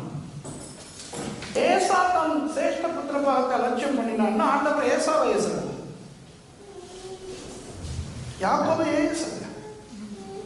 ஹலோ விளங்குதா? யாக்கோபை ஏசுறாரா? யாக்கோபை யார் ஏசணும்? நம்ம ஏசணும். இதை வாசிக்கிற எல்லாரும் ஏசுறாங்க. இந்த சம்பவம் நடந்து 3000 வருஷம் ஆச்சு. இல்ல 3500 வருஷம் ஆச்சு. ஓகே இல்லையே? தாவீது 1000, மோசே 1500, ஆபிரகாம் 4000 வருஷம் ஆச்சு. என்ற தெய்வமே, 4000 வருஷமா யாக்கோப எல்லாரும் ஏசுறாங்க. ஆனா 4000 வருஷமா இந்த விஷயத்துல ஆண்டவர் யாக்கோப ஏசல. 4000 வருஷமா ஏசாப்பாவும் வஞ்சிக்கப்பட்டான்னு நம்ம சொல்றோம். ஆனா வசனத்துல 4000 வருஷமா எழுதப்பட்டிருக்குது, அவன் தான் தன்னுடைய சேஷ்ட புத்திர பாகத்தை அலட்சியம் பண்ணினான். ஓகேயா? சரி, நான் உங்களுக்கு விளக்கப்படுத்துறேன். ஆதியாகமம் 25 நான் முதல்ல சொன்னேன், இந்த ஈசாக்கிற சம்பவத்துல அந்த ஒரே வசனத்துல வாசிக்கிறது எத்தனை வருஷம் நடந்தது? 20 வருஷம். சரியா? சில நேரம் நம்ம வாசிக்கிற நேரத்துல இது அதோட இது சம்பந்தம், இதோட அது சம்பந்தம் அப்படின்னு புரியாம இருக்கும். சரி, ஆதியாகமம் 25வது அதிகாரத்துல திரும்ப போவோம். 5வது வசனத்தை வாசிங்க. ஆபிரகாம் தனக்கு உண்டான யாவையும் ஈசாக்குக்கு கொடுத்தான். ஆபிரகாமுக்கு இருந்த மறுமனையாட்டிகளின் பிள்ளைகளுக்கோ ஆபிரகாம் நன்கொடைகளை கொடுத்து தான் உயிரோடு இருக்கும் போதே அவர்களை தன் குமாரனாகிய ஈசாக்கை விட்டு கிழக்கே போக கீழ் தேசத்துக்கு அனுப்பிவிட்டான். அவருடைய மறுமனையாட்டின் பிள்ளைகளுக்கு எல்லாம் முந்தியே இஸ்மவேல் அனுப்பிவிட்டார். ஞாபகம் இருக்கா? அப்ப இஸ்மவேல் அவுட். அப்புறம் கேத்துராவோட பிறந்த பிள்ளைகள் மற்ற மறுமனையாட்டிகளும் வேற இருந்திருக்குது, எல்லாத்தையும் ஒரு வேற பக்கத்துக்கு அனுப்பிட்டார். இப்ப முழு சொத்தையும் முழு உரிமையும் யாருக்கு கொடுத்திருக்காரு? ஈசாக்கு. ஆபிரகாம் உயிரோடு இருந்த ஆயுசு நாட்கள் 175 வருஷம். கொஞ்சம் கணக்கு பண்ணா 175 வருஷம். எத்தனை வயசுல ஆபிரகாம் சாகுறாரு?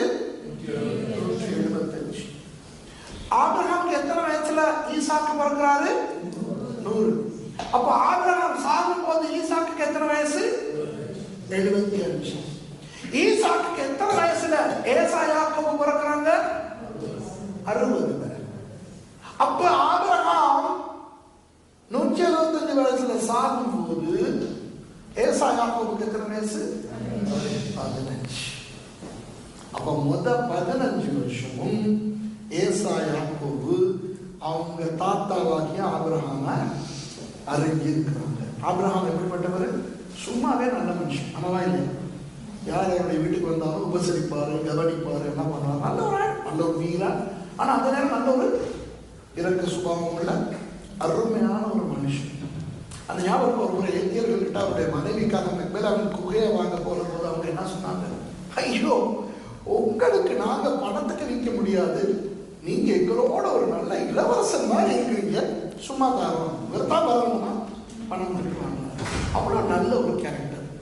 இவ்வளவு ஒரு நல்ல மனுஷன் தன்னை பேர பிள்ளைகளோட எப்படி பேசுவார்? இங்க யாராவது தாத்தா பாட்டிமா இருக்கீங்களா? இன்னும் இல்லையா? யாருமே ஒருத்தர் கூட இல்லையா? உங்களுக்கு தெரியுமா தாத்தா பாட்டிமார் பத்தி என்ன சொல்றாங்க? Grandparents and grandkids are natural allies. யாருக்குமே பேர பிள்ளைகள் இல்லையா இன்னும்? அப்ப ஏன் முதல்ல கை தூக்கல? எத்தனை பேர பிள்ளைகள் இருக்காங்க உங்களுக்கு? 2. ஐயா உங்களுக்கு இருக்காங்களா? எத்தனை? 2. இப்ப நான் சொல்றது சரியா? நீங்க தான் சொல்லணும். ஏன்னா இன்னும் நான் தாத்தாவாக தாத்தா பாட்டிமார் பேர பிள்ளைகளோட தானா இணைஞ்சிருவாங்க. எப்படின்னா தாத்தா பாட்டிமார் தங்க பிள்ளைகளை ஏமாத்தியாவது தங்க பேர பிள்ளைகளுக்கு சலுகைகள் கொடுப்பாங்க. உண்மையாமா? இப்ப சொல்லுவோமே, இப்ப வீட்டுல இருந்து போகும்போது அந்த சின்ன பிள்ளைகளுடைய அம்மா அப்பா அந்த சின்ன பிள்ளைகளுக்கு சட்டம் போட்டு போகணும். என்னது?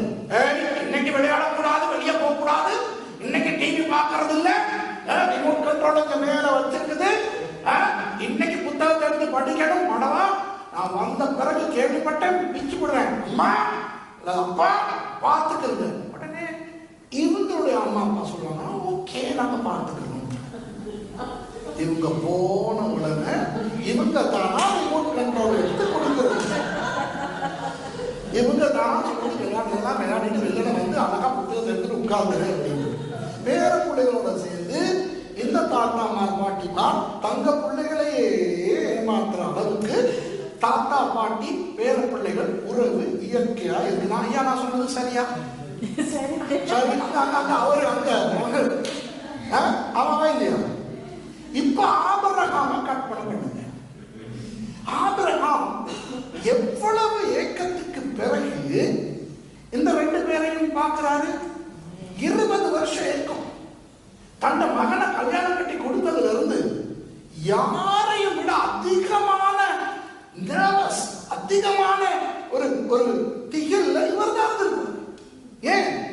எனக்கு ஆண்டவர் வானத்தின் நட்சத்திரங்கள் மாதிரி கடற்கரை மலர் மாதிரி சொல்லி இருக்கிறார்.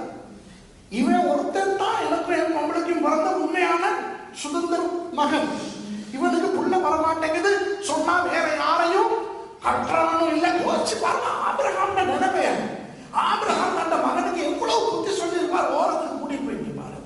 நான் கூட தான் ஆகாரோட சேர்ந்து அப்ப அது நீங்க அப்பா இதுனா உங்க சித்தி கேத்துறாவோட சேர்ந்து 6 பெத்தேன்டா. உங்க அம்மா செத்த பிறகு இந்த வயசுல இப்படி பண்ணேன்டா, ப்ளீஸ்டா. அது நீங்க இதுனா நான் நினைக்கிறேன் ஆபிரகாம் ஆண்டவர்கிட்ட போயிட்டு சொல்லிப்பாரு, நாவா என் மகனுக்கு 1 ரெபேக்காள் மூலம் பிள்ளையை கொடுங்கள், அல்லது அந்த தருதலைக்கு ஒரு நல்ல வேறொரு மனைவியாக கொடுங்கள், நான் சொன்னால் கேட்டு தொலைக்க மாட்டேன் என்கிறார்கள். நம்ம ஆண்டவரோட ஒரு பழக்கம் என்னன்னு சொல்லுவோம், அவருக்கு தேவையான நேரம் சும்மா இருக்கிற போது ஒரு ஆபிரகாமே என்றால் ஓ நடக்குதா? அவருக்கு தேவையான போது. உங்க வாழ்க்கையில அப்படிதான். நீங்க பாட்டுக்கு சும்மா இருப்பீங்க, உடனே சோப்பனத்திலேயோ தீர்க்க தரிசனத்துல பேசுவாங்க. நீங்க போயிட்டு அவர்கிட்ட அதான் இவ்வளவு ஒரு பெரிய சீரியஸான பிரச்சனை இருக்குது, இதுக்கு என்ன சொல்லுகிறீர்கள்?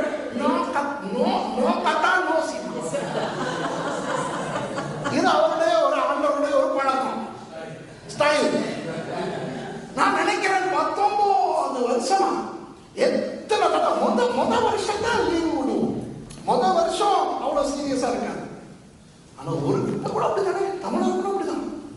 கல்யாணம் கட்டி 2 மாசம் டைம் கொடுப்பாங்க. தமிழா 2 மாசத்துக்கு பிறகு என்ன பூச்சி புழு இல்லையா?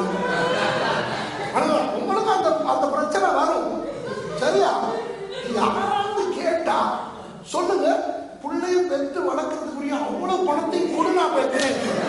அதுக்கு வர மாட்டாங்க. இப்ப கல்யாணம் கட்டி 2 மாசத்துல மாமா கொஞ்சத்துக்கு புள்ள வேணும், சித்தி கொஞ்சத்துக்கு புள்ள வேணும், குடும்பம் இப்படின்னு எல்லாம் வந்து கேட்பாங்க. ஆனா செலவழிக்கிறது நீங்க தான். விளங்குதா உங்களுக்கு? தெய்வமே. நானும் வருஷம் கல்யாணம் கட்டி நாங்க தீர்மானிச்சோம் 10 வருஷம் பிள்ளை இல்லாம நாங்க உலகெல்லாம் சுத்தி என்ன பண்ணுவோம். அந்த நேரத்துல சில ஊழியக்காரங்க மாசிக்கு ஜெபம் பண்ணி தீர்க்க தரிசனம் சொல்லுவாங்க.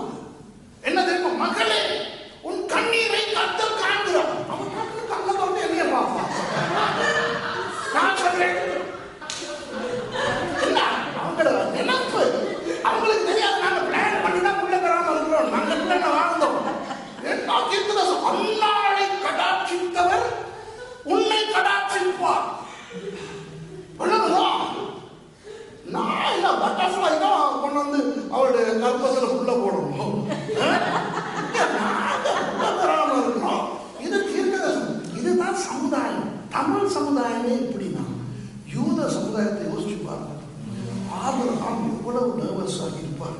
இப்ப அவருக்கு 140 வயசு, 141, 145, 150. ஈசா நாடா நீங்க அப்படிதான். ஆண்டவரும் ஒன்றும் சொல்ல மாட்டேங்கிறார். இப்படி நர்வஸா ஆபிரகாம் துடிச்சுட்டு இருக்கும் போது ஆபிரகாமுக்கு 159 வயசாகும் பொழுது நல்ல செய்தி வருகிறது. ரெபேக்கா கப்பா. நான் நினைக்கிறேன் ஆபிரகாம் அவருடைய வயசை மறந்து துள்ளி துள்ளி பாக்கி இருப்பாரா இருக்கும், ஓடி இருப்பாரா. அவளுக்கு இப்ப புள்ள பெறும்போது ஈசாக்கு வெளியே இருந்திருப்பார். அதை விட ஆர்வமா ஆபிரகாம் தான் இருந்திருப்பாரு. விளங்குதா? ஒண்ணுக்கு 2 பிறந்துருச்சு. யோசிச்சு பாருங்க, 15 வருஷம் இந்த பிள்ளைகளை எவ்வளவு கொஞ்சி சீராட்டி இந்த ஆபிரகாம் வளர்த்திருப்பாரு. சில நேரம் ரெபேக்கா போய் தொலைஞ்சாங்க. வந்து சாப்பிட காணோம். என்ன தாத்தா கூட்டிட்டு ஊர் சுத்த போயிட்டார். இப்படி என்ன பிரச்சனை எல்லாம் வந்திருக்கு யோசிச்சு பாருங்க. உங்களுக்கு எந்த நேரம் அந்த 15 வருஷமும் நான் நினைக்கிறேன், ஐயா நான் சொல்றது சரியா? ஆபிரகாம கற்பனை பண்ணி பாருங்க. அவர் நான் நினைக்கிறேன் கற்பனை பண்ணி பாருங்க. திடீர்னு இந்த 2 பேருக்கும் ஒரு 4-5 வயசாகும் போது பீச்சுக்கு கூட்டிட்டு போயிருப்பாரு. கூட்டிட்டு எல்லாம் விளையாடி அந்த குழியெல்லாம் தோண்டி ஒருத்தன் மத்தவனை புதைச்சி மத்தவன் இவனை புதைச்சி தலை நினைச்சு வந்து உட்காரு. வா 2 பேர் வா இப்படி உட்காரு, உங்களுக்கு ஒரு கதை சொல்ல போறேன். என்ன, ஒரு நாள் ஆண்டவர் என்னைய இப்படி பீச்சுக்கு கூட்டிட்டு வந்தாரு. ஆண்டவரே கூட்டிட்டு வந்தாரா தாத்தா? ஆமா. உங்களுக்கு முடியுமாடா அந்த மணல் எல்லாம் என்றது? மணல் என்றதா? அப்படி ஆண்டவர் என்கிட்ட கேட்டாரா? இந்த மணல் அத்தனையா எனக்கு சந்ததி தருவேன்னு சொன்னாடா. அதுல 3 இப்ப வந்திருக்கு. ஒண்ணு உங்க அப்பே, அது 3 மணல் துண்டு வந்திருக்கு. இப்ப நான் ஒவ்வொரு நாளும் இருக்க மாட்டேன். ஆனா நீங்க பெருசா வந்து நீங்க கல்யாணம் கட்டி நீங்களும் பிள்ளைகளை பெற்று அப்படியே போக போக போக இந்த மணல் மாதிரி என்னுடைய சொல்லி வரும்னு சொல்லிட்டாடா. யோசிச்சு பாருங்க, இது நடந்திருக்குமா இல்லையா? ராத்திரி நேரத்துல இவங்க 2 பேர்த்தையும் கூட்டிட்டு போய் ஒரு கல்லுல உட்கார்ந்து இந்த தொலைல ஏசாமி இந்த தொலைல யாக்கோபை உட்கார வச்சு பீச்சில் வச்சு சொன்னேனே அதே மாதிரி இன்னொன்று சொல்லலாம். என்ன தாத்தா, இந்த நட்சத்திரத்தில் என்ன முடியுமா? ஐயோ இதெல்லாம் என்ன முடியாது. அந்த மாதிரி தான் சந்ததி வரும். யோசிச்சு பாருங்க, எப்படி எப்படி இந்த ஆபிரகாம் தாத்தா கண்ட பேர பிள்ளைகளுக்கு கதை கதையா சொல்லி அவர் பாபிலோன்ல இருந்த விதம் சொல்லி பாருங்க. உங்க பாட்டி ரொம்ப நல்லா இருப்பாங்கடா, எகிப்து ராஜாவே உங்க பாட்டி மேல கண்ணு அப்படியா தாத்தா? நீங்க என்ன? நான் பயந்துட்டேன். நான் சொல்றேன் என்ன தங்கச்சி தாத்தா, நம்ம டேடியும் இப்படி ஏதோ செஞ்சிருக்காரு தானே. ஏழாறுல வச்சு நம்ம மம்மி வந்து அவரோட சிஸ்டர்னு சொன்னாராம் தானே. யோசிச்சு பாருங்க, கற்பனை பண்ணுங்க. மண்ணு மாதிரி பைபிள் வாசிக்க கூடாது, வழங்குதா? நம்ம கற்பனை பண்ணணும். எனக்கு தெரியல எத்தனை பேருக்கு இப்பதான் தெரியுது இவங்க 15 வயசு ஆகிற வரைக்கும் ஆபிரகாம் இருந்திருக்கிறாரு. வெக்கப்படாம கைதிருக்காரு. இப்ப இது பெரிய அண்ட பராபர ரகசியமா காவிரிய தூதன் வந்து வெளிப்படுத்தணுமா? வாசிக்கும் போது கொஞ்சம் கணக்கு. நான் ஒன்றும் உங்களை குற்றப்படுத்தல. இப்ப நிறைய பேர் சொல்லுவாங்க, மாஸ்டர் எங்களுக்கு தெரியாததெல்லாம் உங்களுக்கு தெரியுது எப்படி? ஏன்னா இதுதான் என் தொழில். உங்களுக்கு எனக்கு தெரியணும் தெரிஞ்சுக்கணும்னா நாளைக்கு என்னைய கூப்பிடுவீங்களா? நீங்க யோசிக்க பார்ப்போம்.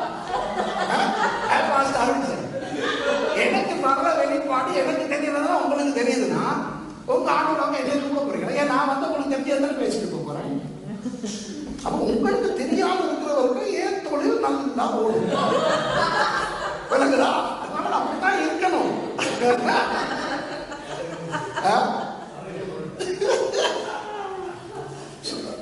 ஆனா நான் வந்து எனக்கு என்ன ஆவியானவரா வந்து இதெல்லாம் வெளிப்படுத்திட்டு இருக்கிறாரு. ஆவியானவர் வெளிப்படுத்துறது உண்டு.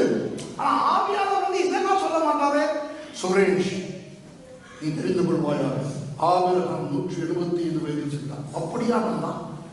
இதெல்லாம் வெளிப்படுத்த மாட்டான். வாசிக்கும் போது கொஞ்சம் கேல்குலேஷன் பண்ணணும். ஓகே, 175 சாகுறாரு. 100 வயசுல ஈசாக்கு பிறகுறாரு. ஈசாக்கு 40 வயசுல கல்யாணம். அப்ப அவருக்கு 140. ஈசாக்கு 60 வயசுல பிறகு அப்ப அவருக்கு 160.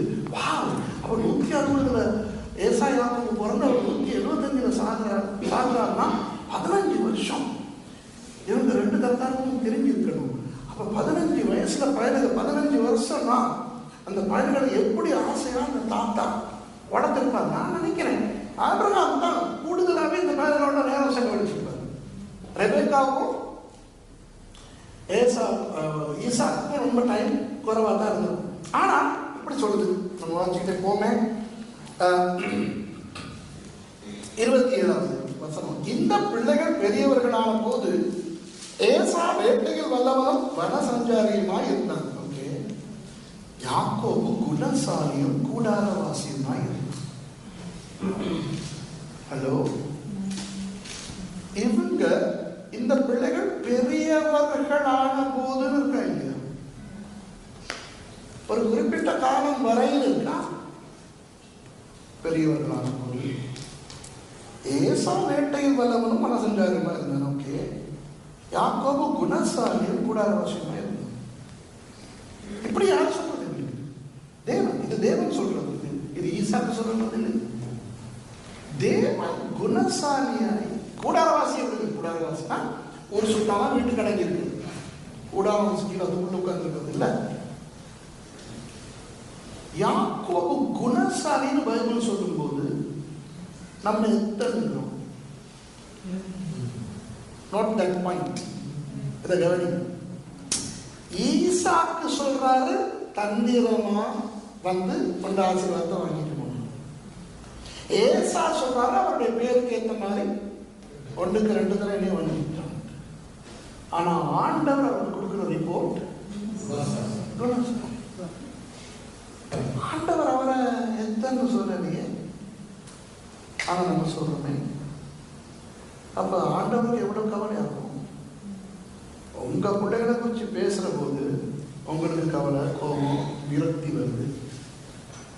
அப்ப ஆண்டவருடைய ஒரு முக்கியமான நபரை பத்தி நம்ம பேசிக்கிட்டு இருக்கோம் இல்லையா? ஆதி பிதாக்கள் 3 பேர்ல ஒருவர் இல்லை, ஆபிரகாம், ஈசாக்கு, யாக்கோபு. அவரை எத்தனை அப்படி இப்படின்னு சொல்லிக்கிட்டு இருக்கிறோம் இல்லையா? அப்ப அவர் குணசாலி. இந்த குணசாலிங்கிற வேர்டு ஒரு ஹீப்ரூ வேர்டுன்னு சொல்லி தருவாங்க. டாவும் சொல்லுங்க.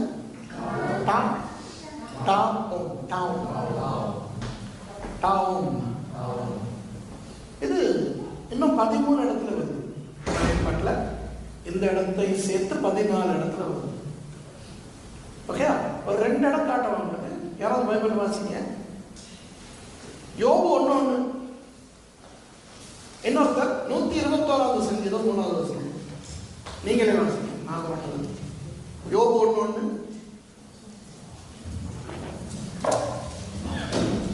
ஊஸ் தேசத்திலே யோபு என்ற பெயர் கொண்ட ஒரு மனுஷன் இருந்தான். அந்த மனுஷன் உத்தமனும் சன்மார்க்கனும் தேவனுக்கு பயந்து பொல்லாப்புக்கு விலகுமாயிருந்தான். அந்த சன்மார்க்கன் வந்து 2வது தாவும். ஹலோ, யோபு தாவும் மனுஷன்.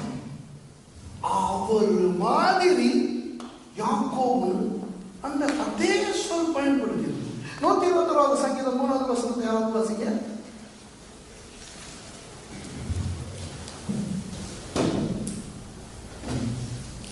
உன் காலை தள்ளாட விட்டால் உன்னை காக்கிறவர் உனக்காரன். உன் காலை தள்ளாட விட்டால் உன்னை காக்கிறவர் உட்கார். இந்த 2 வசனத்தையும் ஞாபகத்தில் வச்சுக்கொள்ளுங்க. இப்ப அந்த காலை தள்ளாட விட்டாருன்னா பிறகு அப்படிங்கிறது என்னத்தை குறிக்குது? சன்மார்க்கம். அது அங்க குணசாலின்னு மொழிபெயர்த்து. எனக்கு தெரியல டொய்ச்ல என்ன இருக்குன்னு. சில இங்கிலீஷ்ல என்ன தெரியுமா சொல்லிருக்குது? Simple man, plain man, stupid. அப்ப யோபு பிளைன் மேனா? உங்களோட இதுல என்ன சொல்லிருக்குமா?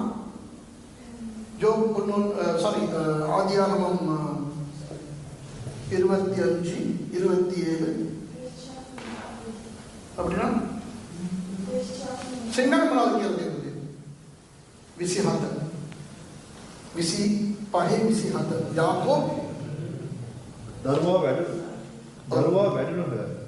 එසේ පහත් දඩයක්කාරයෙක් වන්නේය. මිනිසෙක්ව සිටියේය.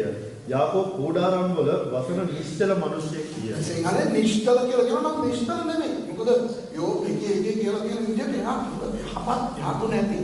පුදුක වලඳා. இப்ப யோபு எவ்வளவு நல்ல மனுஷனா இருந்தாருன்னா, உங்களுக்கு யோபினுடைய கதை தெரியலையா? அதாவது ஒரு நாள் தேவபுத்திரமா கர்த்தருடைய சந்நிதிக்கு வரும்போது சாத்தான வருவான். சாத்தான பார்த்து ஆண்டவர் கேட்கிறார், எங்க இருந்துதான் வாரேன். அவன் இப்படி சொன்னானா, நான் பூமியெல்லாம் சுத்தி திரிஞ்சு உங்களுடைய தாசனாகிய யோபையும் பார்த்து எரிச்சலோடு வந்தேன் அப்படின்னு சொன்னானா?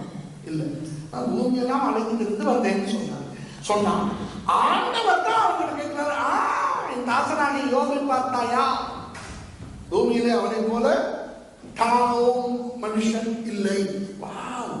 அதாவது ஆண்டவரே பார்த்து பெருமைப்படுற அளவுக்கு குணசாலியா சன்மார்க்கனா வாழ்ந்த யோபுவை போல யாக்கோபு இருந்ததாக எபிரேய மொழியில நமக்கு காட்டப்படுது. அவ்வளவு ஒரு நல்ல மனுஷனை தான் நம்ம கெட்ட எத்தன்னு சொல்லிக்கிட்டு இருக்கோம். எத்தனை சொல்றதுக்கு காரணம் என்ன தெரியுமா? அந்த முதல்ல நம்ம வாசித்த வசனம் என்னது? ஏசா சொல்றான், அவன் யாக்கோபு என்ற பெயரு கேட்ட விதத்தில் 1-2 தடவை என்னையே மாற்றினான். யாக்கோபுங்கிற பேருடைய அர்த்தம் என்னன்னு சொல்லவா? என்ன சொன்னீங்க? காலை வாருகிறவன் தானே? ஓகே, எங்க சொல்லுங்க. சொல்லுங்க. அந்த ஈன்னு வராம சும்மா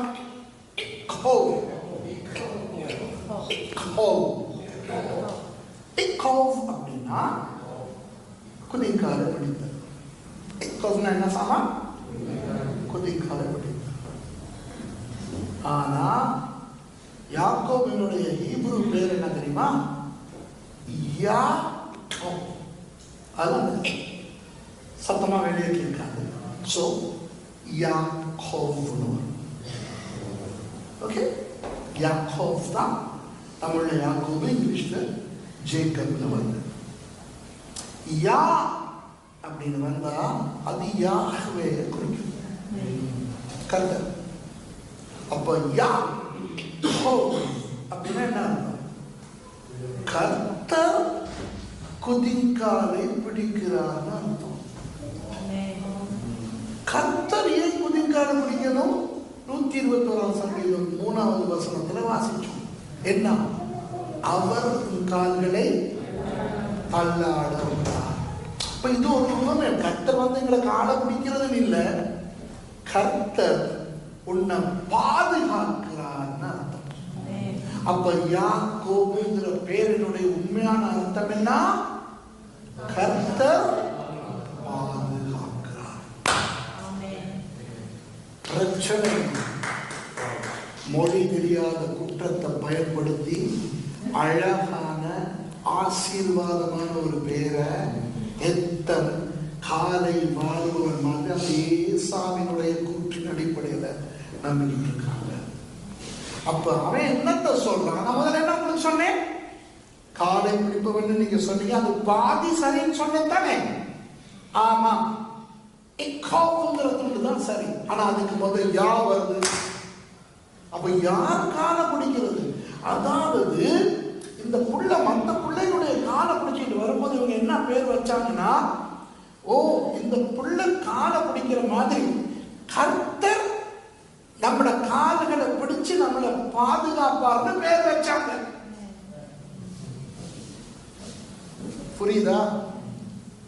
யாக்கோபுங்கிறது எவ்வளவு அழகான பேர். அந்த ஏசா தனியே முதல் யாத்துள்ள விட்டுட்டு இக்கோபுங்கிறத மட்டும் காலை பிடிக்கிறது சரி, காலை வாரிட்டான் அப்படிங்கிற மாதிரி ஒரு ஐடியா பண்ணாங்க. ஏன் பைத்தியக்காரங்களை நீங்க போனீங்கன்னா அவன் நம்மள பைத்தியம் சரியா? குற்றவாளிகள் சொல்லுவாங்க, சிறையில் இருக்கான பார்க்க போனா அவனுக்கு உங்களை பார்க்கும்போது நீங்க கம்ப்யூட்டருக்கு இருக்கிற மாதிரி தெரியுமா? ஏசா சும்மாவே கேட்டானே, அப்ப அவன் பார்வைக்கு யாக்கோபு கேட்டானா தெரியுமானா இல்லையா? தெரியும். சரி, இப்ப நம்ம அந்த சுப் கதைக்கு வருவோம். யூத கலாச்சாரத்துல ஒரு புதிய விஷயத்தை ஆண்டவர் அங்க அறிமுகப்படுத்தினார்.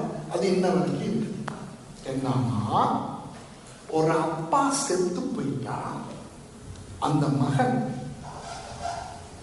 அவங்க எல்லாரும் ஒரு அப்பா செத்து போயிட்டா, யூதர்கள் பொதுவா சாவு நடந்தா 7 நாள் துக்கம் அனுஷ்டிக்க. அப்ப செத்து போனது அப்பாவா இருந்து அவருக்கு மகன்மார் இருந்தா அந்த மூத்த மகன் என்ன செய்யணும்? இரட்டுடுத்தி சாம்பல் உட்கார்ந்து 7 நாள் வீட்டுக்குள்ள வராம புலம்பணும்.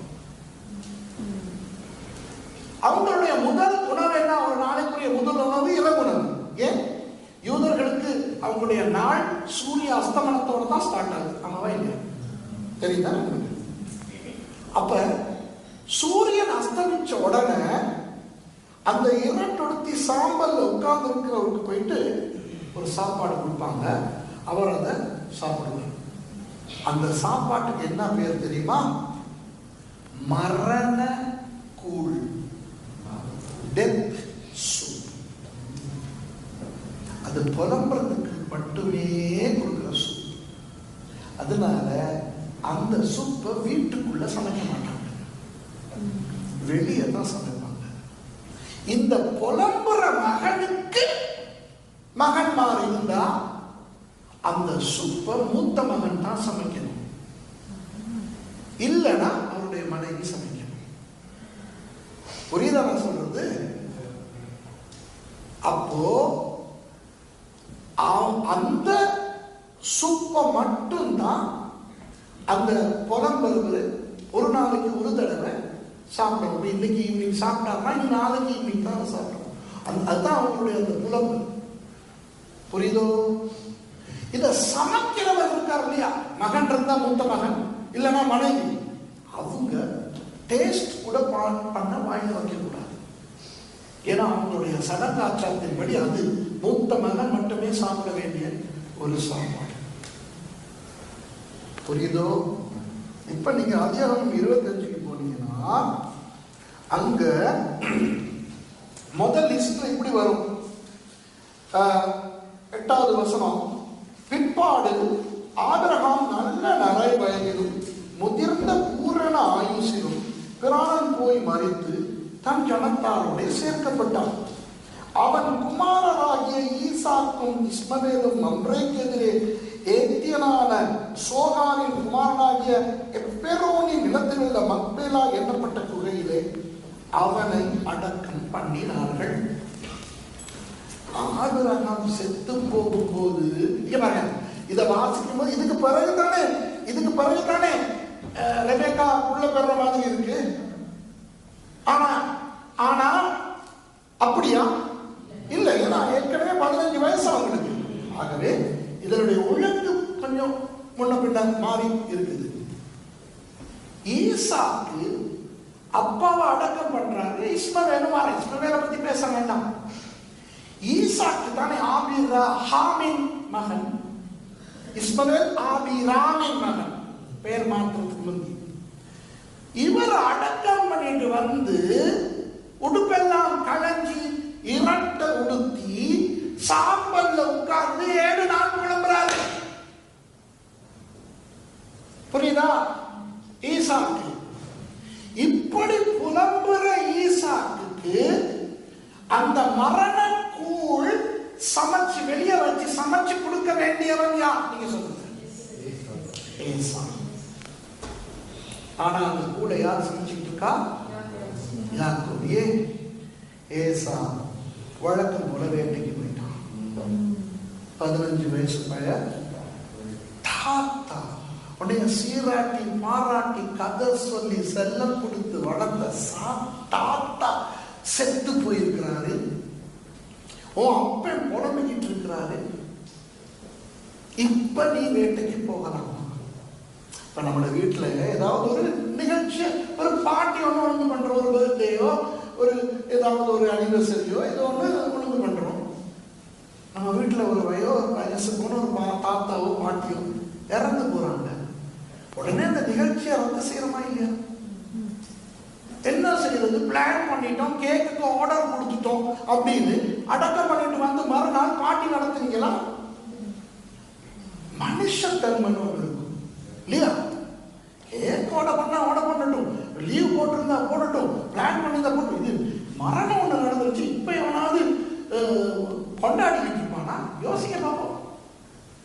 அப்பனை அடக்கம் பண்ணிட்டு மகன் வந்து குழம்பிக்கிட்டு இருக்கும் போது அந்த வீட்டுல உள்ளவங்களும் சேர்ந்து கவலைப்படுறதா, வேட்டைக்கு போறதா? இவ்வளவு நீ கூழ் சமைக்கணும், நீ போயிட்ட. இப்ப என்ன நடந்தது? இவன் ஒரு சுத்த போயிட்டான்.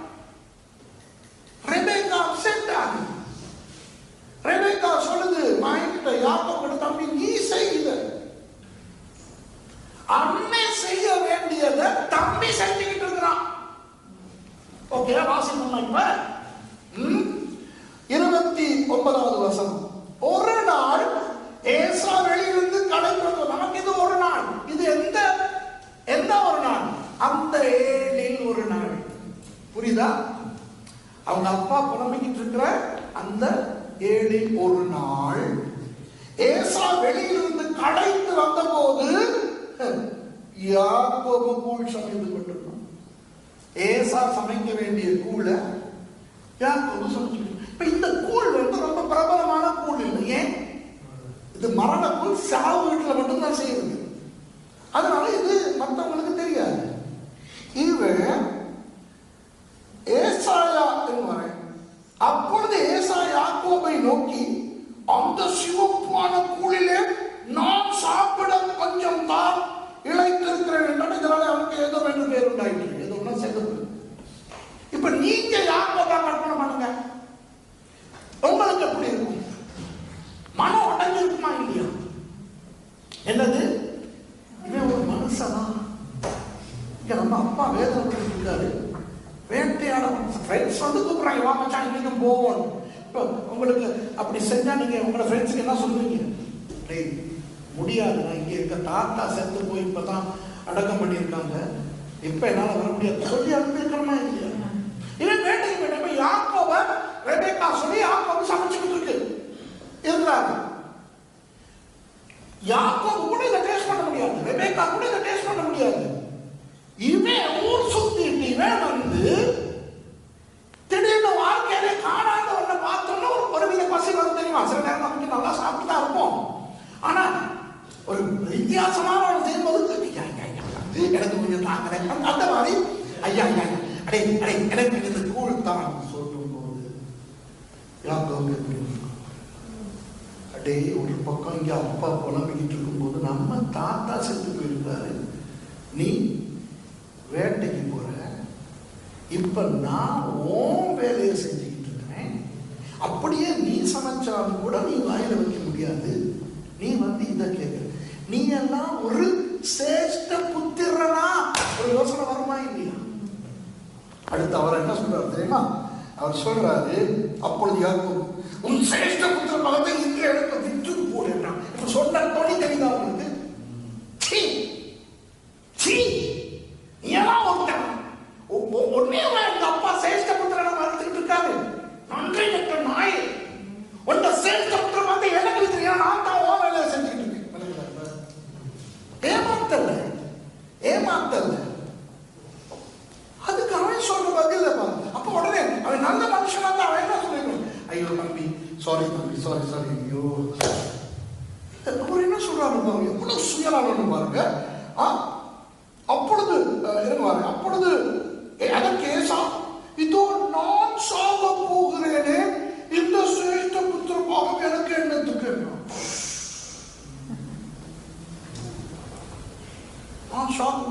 இங்க தாத்தா செத்து போயிருக்காரு, அதோட பிரச்சனை இல்லை. அப்பா ஏற்படுத்தி சாம்பல் உட்கார்ந்து புலம்பிக்கிட்டு அதோட பிரச்சனை இல்லை. நான் சாகவா? இவங்க எவ்வளவு ஐஸ்வர்யவான், வேலைக்காரி இல்லையா?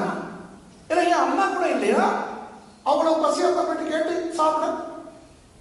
அதுக்கு யாக்கோபு சொல்றாரு, நீ எனக்கு ஆணையிட்டு கொடு. அப்பொழுது யாக்கோபு இன்று எனக்கு ஆணையிட்டு கொடு என்றான். அடுத்த என்ன சொல்லியிருக்குது? அவன் யாக்கோபுக்கு ஆணையிட்டு தன் சேஷ்ட புத்திர பாகத்தை அவனுக்கு விட்டு போட்டான். அதோ ஒரே வசனத்தில் வாசிக்கிறீங்க தானே, குறைஞ்சது 3 மணி நேரம் நடக்குது. இவன் போய் ஒரு மூப்பரை கூட்டிட்டு வந்து ஒரு மிருகத்தை கொண்டு வந்து அந்த பக்கம் யாக்கோபு நின்று, இந்த பக்கம் இவன் நின்று மிருகத்தை கொண்டு அதை வெட்டணும். வெஹித்துன்னு சொல்றாங்க இவங்க.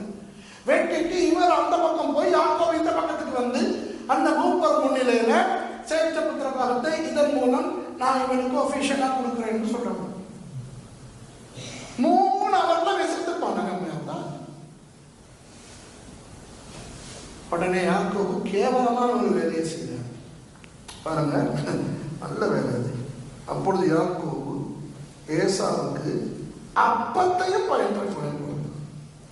இந்த கூடோட அப்பம் சாப்பிட்றதே இல்லை, இது என்னன்னா கிண்டலுக்கு திங்கதான் கேட்டு இந்த அப்பமும் சேர்த்து தின்னு. அவ்வளவு இப்ப சொல்லுங்க பாப்போம். நான் அந்த இடத்துல இருந்தேன்னா பைபிள் இப்படி சொல்லுங்க. அப்பொழுது ஏசா, இதோ நான் சாக போகிறேனே, இந்த சிரேஷ்ட புத்திரபாகம் எனக்கு என்னத்துக்கு என்றான். அப்பொழுது சுரேஷ் பக்கத்தில் இருந்த பெரிய கத்தியை எடுத்து ஏசாவின் வயிற்றுக்குள் சதக் சதக் சதக் என்று குத்த ஏசா அந்த இடத்துலயே சென்று போனார். சுரேஷ் மறைந்து 2025 எடுத்துக் கொள்ளப்பட்டார்.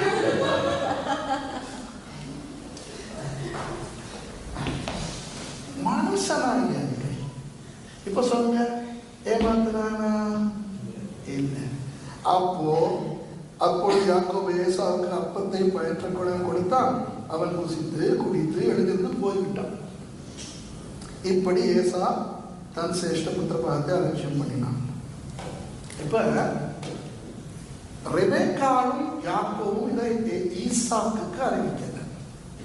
ஏன் அறிவிக்கலன்னா, ஈசாக்கினுடைய கேரக்டர், அவருடைய தன்மை அவர் ரொம்ப உணர்வு பூர்வமான மனுஷன், ஹைப்பர் சென்சிட்டிவ் கேரக்டர். ஒரு வித அவர் ஆபிரகாம் மாதிரி எல்லாம் துணிஞ்சி சண்டை பிடிக்கிற அப்படி ஆள் கிடையாது. ஞாபகம் இருக்கா? அவரும் வேலைக்காரங்க போட்டு கிணறு தோண்டுவாங்க. எவனாவது இது எங்கட கிணறு இருக்கும் சரி அப்படின்ட்டு நமக்கு வேணாம் விளங்க, அந்த மாதிரி ஒரு ஆள் தான் நம்ம ஈசாக்கு. அப்ப அதனால ஈசாக்கோட மனசை உடைக்கிறேன். ஈசாக்கு ஏசா மேல தான் ரொம்ப பிரியம். ஏன்னா ஈசாக்கை பொறுத்த வரைக்கும் ஏசா தானே இவனுடைய வம்சத்தை கொண்டு போகணும். அதனால ரெபெக்காவும் யாக்கோவும் இதை ஈசாக்குக்கு மறைச்சிட்டாங்க. புரியுதோ? இப்ப அதுக்கு பிறகு இவங்களுக்கு 25 வருஷம் ஓடுது. அதுக்கு பிறகு 40 வயசுல அந்த தடியை கல்யாணம் கட்டுறான். 34வது வசனம் பாருங்க, 26வது அதிகாரத்துல. ஏசா 40 வயதான போது ஏத்தியனான பெயோரியனுடைய குமாரத்தியாகிய யூதித்தையும் ஏத்தியனான ஏலோனுடைய குமாரத்தியாகிய பஸ்மாத்தையும் விவாகம் பண்ணார். 2 பொம்பளை கொண்டாராம், 2 ஏத்தியர்கள். அவர்கள் ஈசாக்குக்கும் ரெபெக்காளுக்கும் மனநோவாய் இருந்தார்கள். அப்போ 40 வயசுல இவன் கல்யாணம் கட்டிட்டு வரான் ஏசா. அதுலயே இவங்க 2 பேருக்கும் பிரச்சனை தான். அப்ப 15 வயசுல ஆபிரகாம் சாகுறாரு. 15 வயசுல இந்த கூழ் சங்கதி நடக்குது. அதுக்கு பிறகு ஏசா கல்யாணம் கட்டுறது 40 வயசு. அப்ப 25 வருஷம் ஓடுது. இன்னும் ஈசாக்கு விஷயம் தெரியாது. அதுக்கும் பிறகு 27ஆம் அதிகாரத்துல ஈசாக்கு முதிர் வயதானதினால் அவன் கண்களில் அடைந்து பார்வையற்று போன போது, சரியா, தன் மூத்த குமாரனாகிய ஏசாவை அழைத்து என் மகனே என்றான். அவன் இதோ இருக்கிறேன் என்றான். இப்படி எனக்கு வேட்டையாடி கொண்டா அப்படின்னு சொல்றாங்க.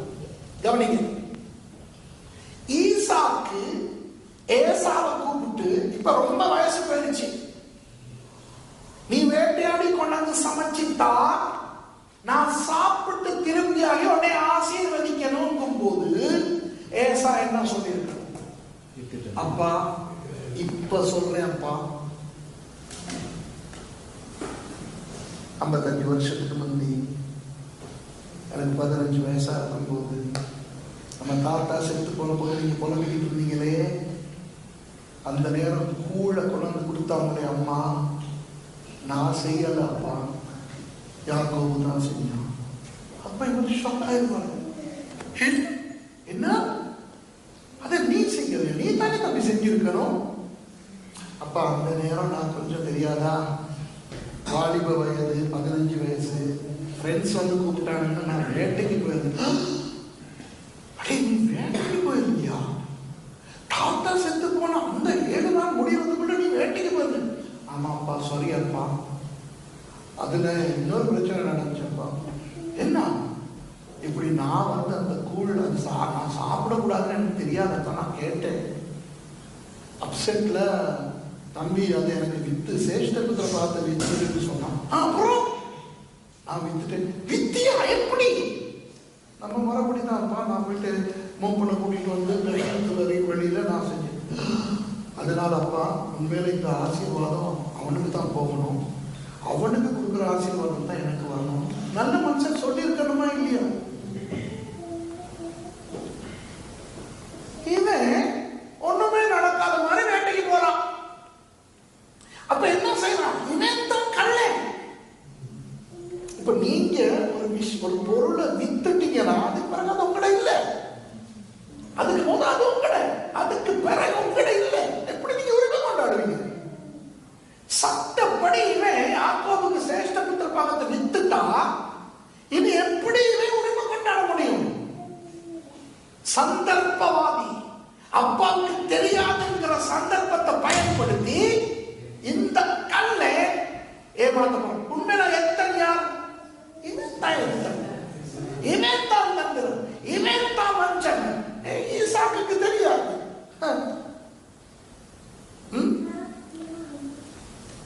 ஈசாக்கு 5வது வசனம் பாருங்க, 27.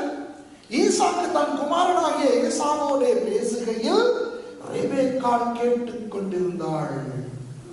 ஏசா வேட்டையாடி கொண்டு ஒரு வனத்துக்கு போனான். பாத்தீங்களா, அந்த இடத்துல ரெபெக்காள வர வச்சது தேவன். இல்லைன்னா விஷயம் முழுக்க குழம்பி போயிருக்கும். ஆமா, ஈசாக்கு விஷயம் தெரியாதனால 1க்கு 2 தடவை நான் தான் ஏசானி யாக்கோபு போய் சொன்னார்தான். ஆனா அந்த போய் ஈசாக்கை ஏமாத்துறதுக்கு இல்ல, வாக்கு தத்தத்தை காப்பாற்றுறதுக்கு. போய் சொல்லாது இருப்பாயாகிற சட்டம் இன்னும் வரல. அதனால அவங்க சொன்னது தப்பில்லை, அது புரியுதா நமக்கு? ஆபிரகாம் பார்வோனுக்கு சாராளினுடைய தங்கச்சின்னு போய் சொன்னாரே, ரெபெக்கா தன்னுடைய சகோதரின்னு ஈசாக்கு அபிமெலேக்குக்கு கேரார்ல வச்சு போய் சொன்னாரே, இங்க யாக்கோபு ஈசாக்குக்கு நான் தான் ஏசான்னு போய் சொல்றாரு. இன்னும் அதெல்லாம் பாவம் இல்லை தெரியுமா? பொய் சொல்லாதிருப்பாயாகங்கிறது யாத்திராகமம் 20 சொல்லப்பட்டது. அதுக்கு பிறகு சொல்லக்கூடாது. அதுக்கு முதல் அது இன்னும் நியாயப்பிரமாணம் கொடுக்கப்படல. புரியுதா உங்களுக்கு? அவர் எதுவும் நல்ல நோக்கத்துக்கு செய்யல யாக்கோபு. புரியுதோ? அப்ப யாக்கோவுக்கு சரியான ஆசீர்வாதம் தான் கொடுக்கப்பட்டது, உரிமை உள்ள ஆசீர்வாதம் தான் கொடுக்கப்பட்டது. அதுக்கு பிறகு அவன் வந்து ஏதோ தண்டனை அபகரிச்ச மாதிரி பேசினான். இப்ப அவன் பிள்ளை தானே. இப்ப பிறகு அவங்களுக்கு யாக்கோபு ஏமாத்தவே இல்லை, ஒண்ணுமே இல்லை. இப்ப நான் ஒரு கேள்வி கேட்கிறேன். இதுதான் இந்த பாடத்தினுடைய கடைசி செக்ஷன். இப்போ ஆண்டவர்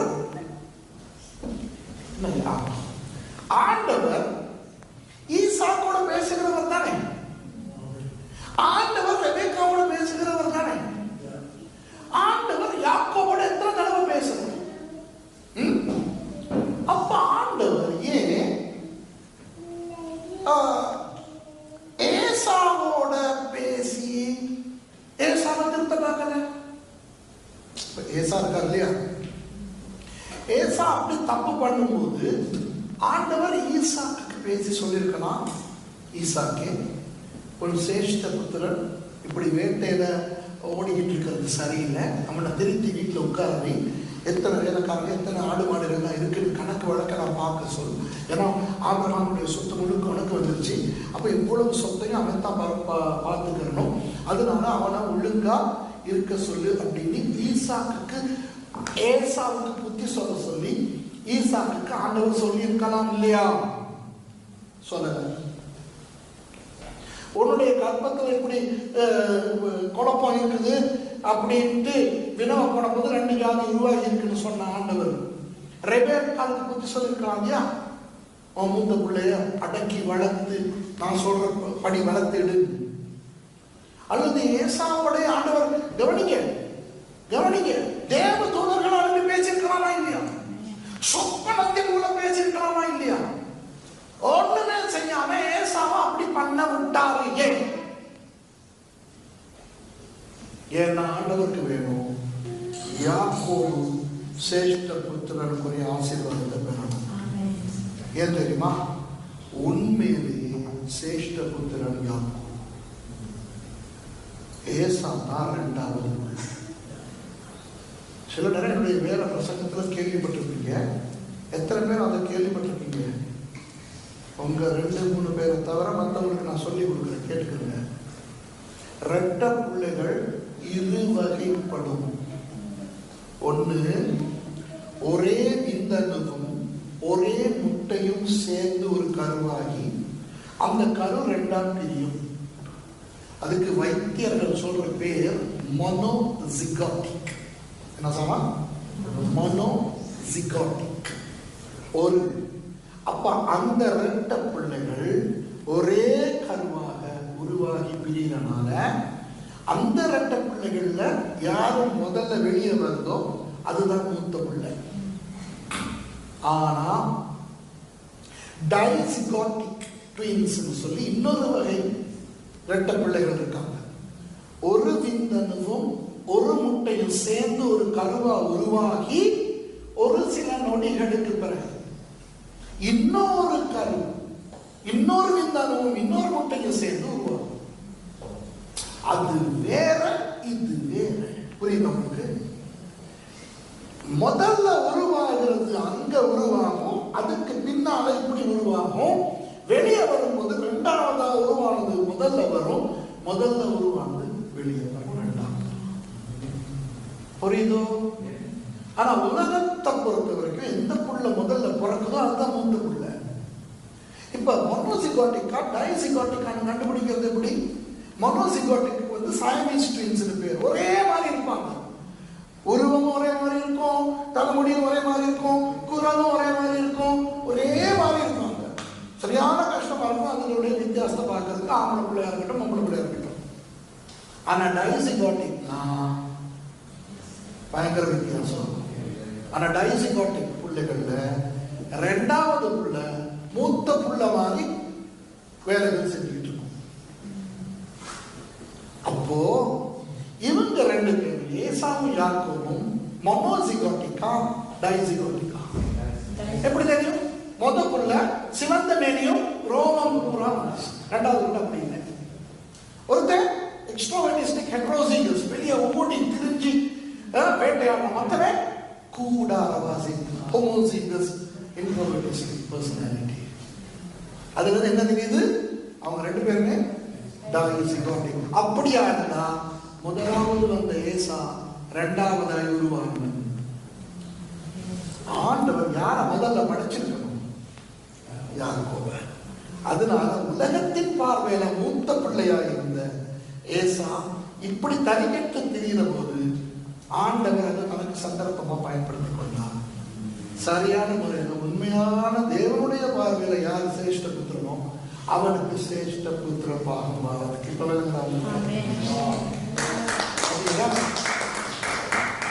சரியா?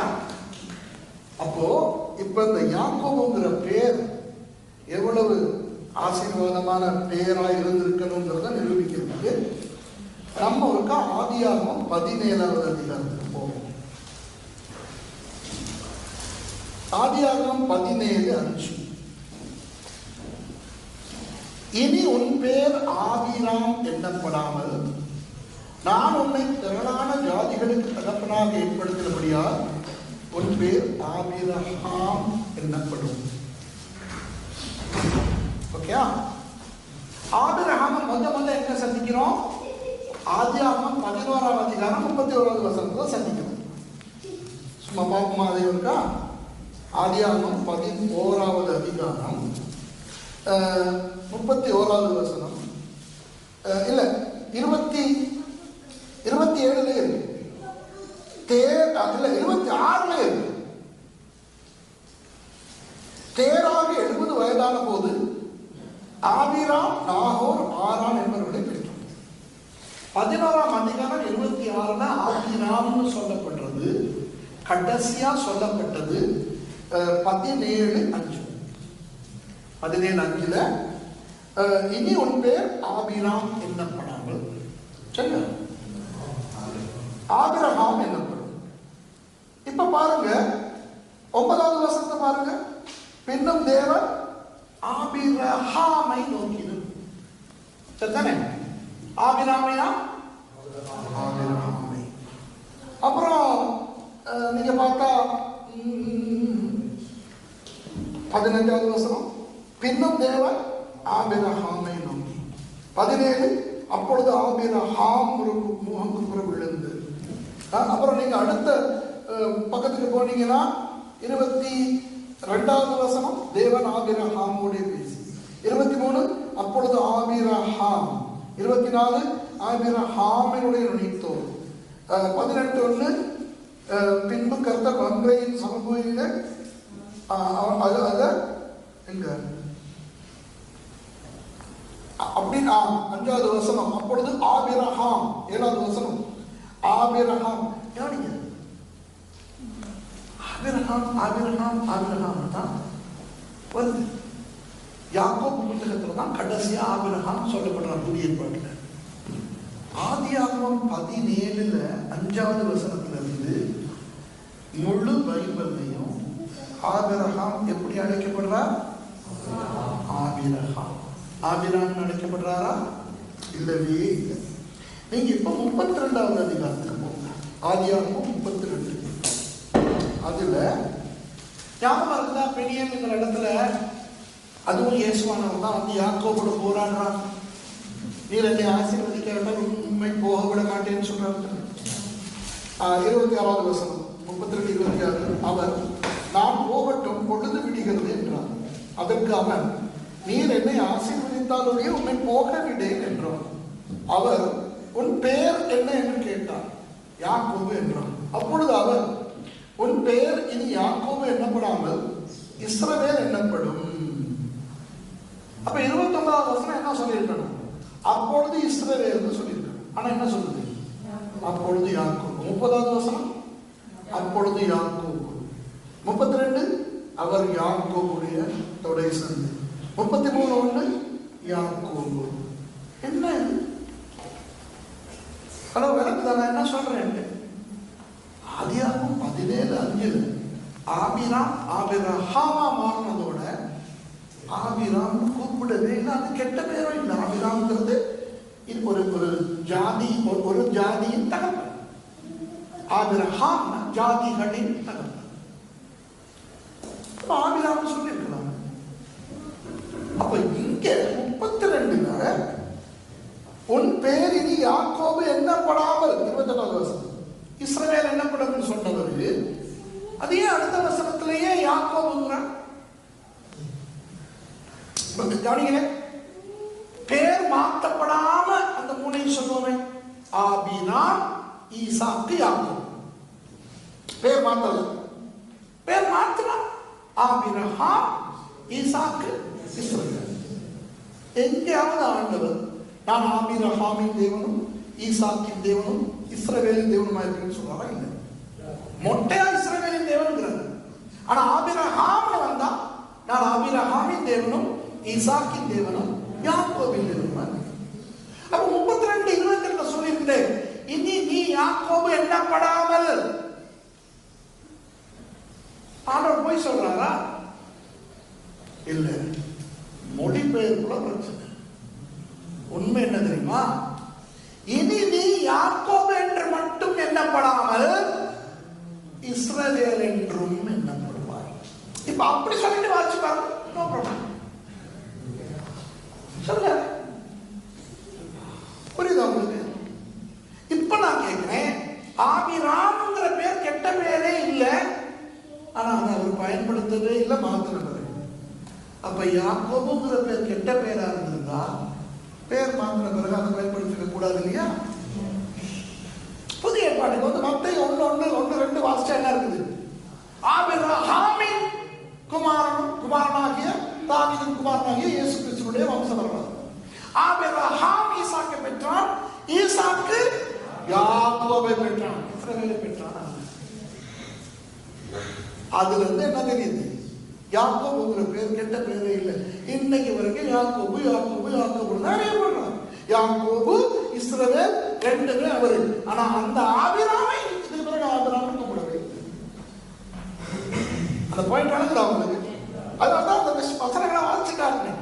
எண்ணப்படாமல் அடுத்த வசனத்திலே யாக்கோபு. நான் சொன்னேன்னா சும்மா அதுல ஒரு மொழிபெயர்ப்பு பிரச்சனை இருக்குன்னு நீங்க அதை எப்படி நீ சொல்ல முடியும்? ஆனா இப்ப அந்த மொழிபெயர்ப்பு பிரச்சனை இருக்குன்னு சொல்லிட்டு இப்படி காட்டும் போதுதான் தெரியுது ஆமா இல்ல. ஏன்னா ஆண்டவர் அப்படி இனிமே யாக்கோபு என்று எண்ணப்படாமல் அப்படின்னு சொல்லி இருந்தா அவர் யாக்கோபுன்னு சொல்லி இருக்க மாட்டார். சரியா? அப்போ யாக்கோபு ஒரு முக்கியமான ஒரு பெயர். ஏன்னா அது தேவனுடைய பெயர். யா நம்ம பாதுகாக்கிற தேவன்.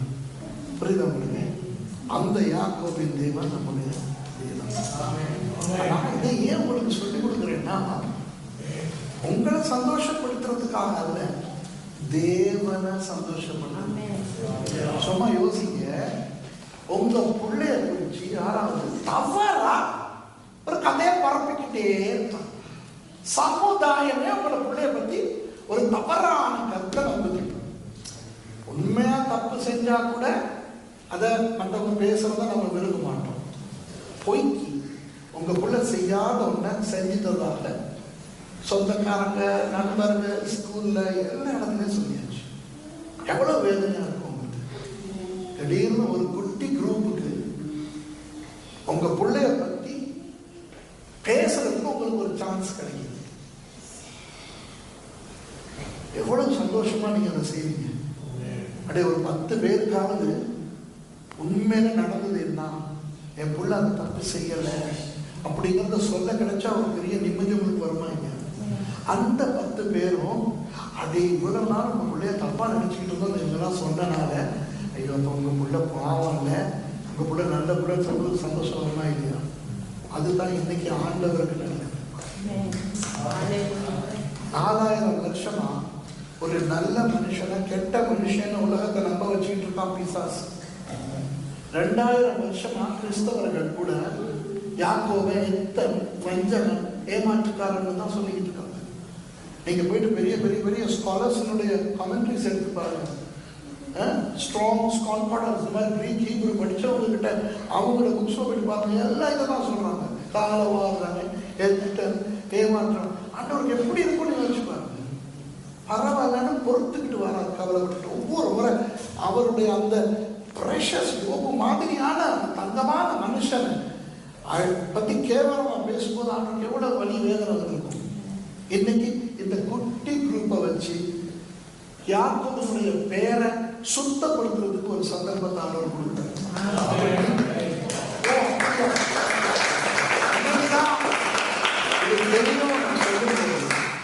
ஆண்டவருக்கு எவ்வளவு சந்தோஷமா.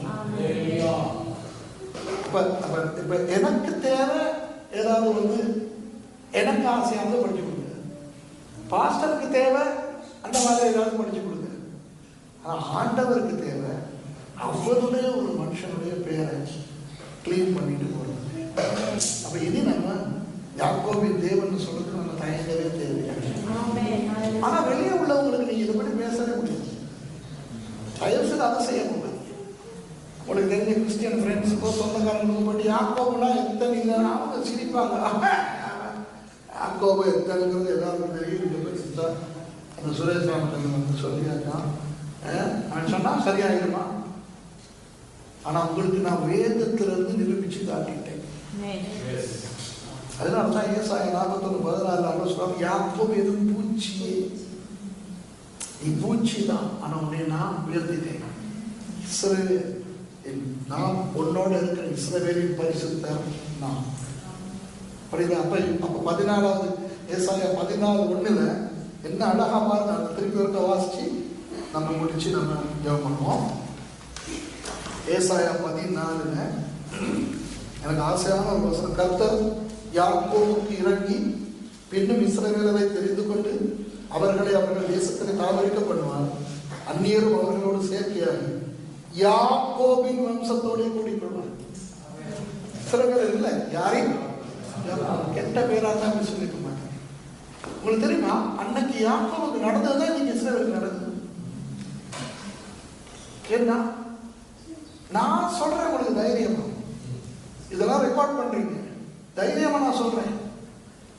ஹமாஸ் என்ன செய்யுது, இஸ்ரவேல் துண்டு குருதிகளை போடும். இந்த குறிப்பிட்ட ஏரியாவை விட்டு ஓடிங்க, நாங்க நாளைக்கு அடிக்க போறோம், இல்லாட்டி இன்னைக்கு நைட் அடிக்க போறோம். எல்லாருடைய போனுக்கும் SMS வந்துடும், இஸ்ரேல்ல இருந்து ஓடுங்க.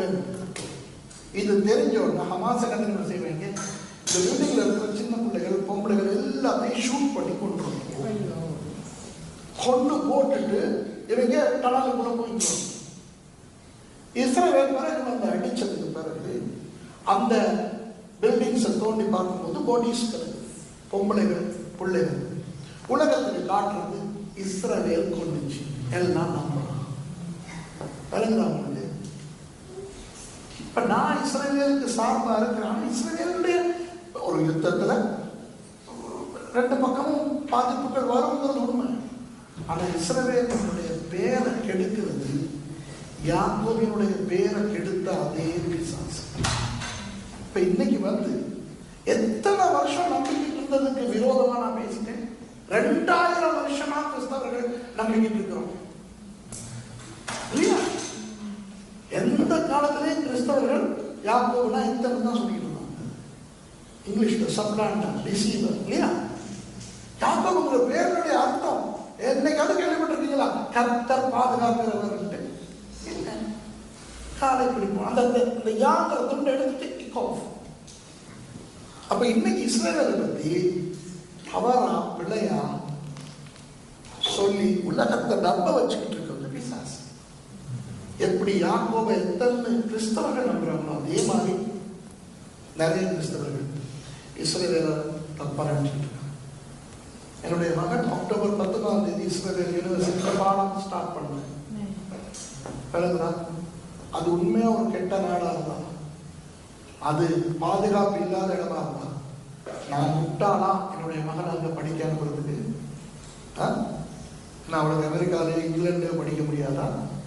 இங்கிலாண்டில் 2 யூனிவர்சிட்டி கிடைச்சிச்சு அவளுக்கு, ரெடிங்கும் பெர்க்லியும். இருந்தும் அவளை ஏன் இஸ்ரேல் நடத்துறோம்? உண்மைன்னு ஒன்று இருக்கு, சத்தியம்னு ஒன்று இருக்கு. இஸ்ரவேலின் தேவன் அன்றைக்கு எப்படி இஸ்ரவேலோடு இருந்தாரோ அதே போல இன்றைக்கும் அவங்களோட இருக்கிறார். அந்த இஸ்ரவேலரும் பரலோகம் போறதுதான் அவங்களுக்கு இயேசு தேவன். 60 லட்சம் இஸ்ரவேலர்கள் இருக்காங்க, யூதர்கள் இருக்காங்க இஸ்ரவேல்ல. வெறும் 35,000 பேர் தான் இயேசுவை ஏற்றுக்கொண்டிருக்காங்க. அந்த 35,000 பேர் மட்டும் தான் பரலோகம் போவாங்க. மற்றவங்க இயேசுவை ஏற்றுக்கொள்ளாடி பரலோகம் போக மாட்டாங்க. ஆனா இந்த பூமியில இருக்கும்போது அவங்களுக்கு ஆண்டவர் ஒரு விசேஷ கிருபையை வச்சிருக்காங்க. ஆகவே நம்ம யாக்கோபை பத்தி தப்பா நினைச்சுக்கிட்டு இருந்தவங்க ஆண்டவர் நன்றி செலுத்துவோம். கர்த்தாவே எங்களுக்கு நீங்க சொல்லி கொடுத்துட்டீங்க. தேவன் நமக்கு யாக்கோபா இருக்கிறார். ஆமென். நம்மளை பாதுகாக்கிறவரா இருக்கிறார். நமக்கு அது தேவை. 121 சங்கீதம் 3 வாசிங்க. கர்த்தர் காலை தள்ளாட ஒட்டார். அப்ப காலை தள்ளாத ஒட்டாத நான் அத ஹீப்ரூல சொன்னா யாக்கோப். நம்மளோட கால் அவர் பற்றி கொண்டு நம்மளை பாதுகாக்கிறார். ஒரு அழகான ஒரு விஷயம். Praise God. இல்லையா? Thank you.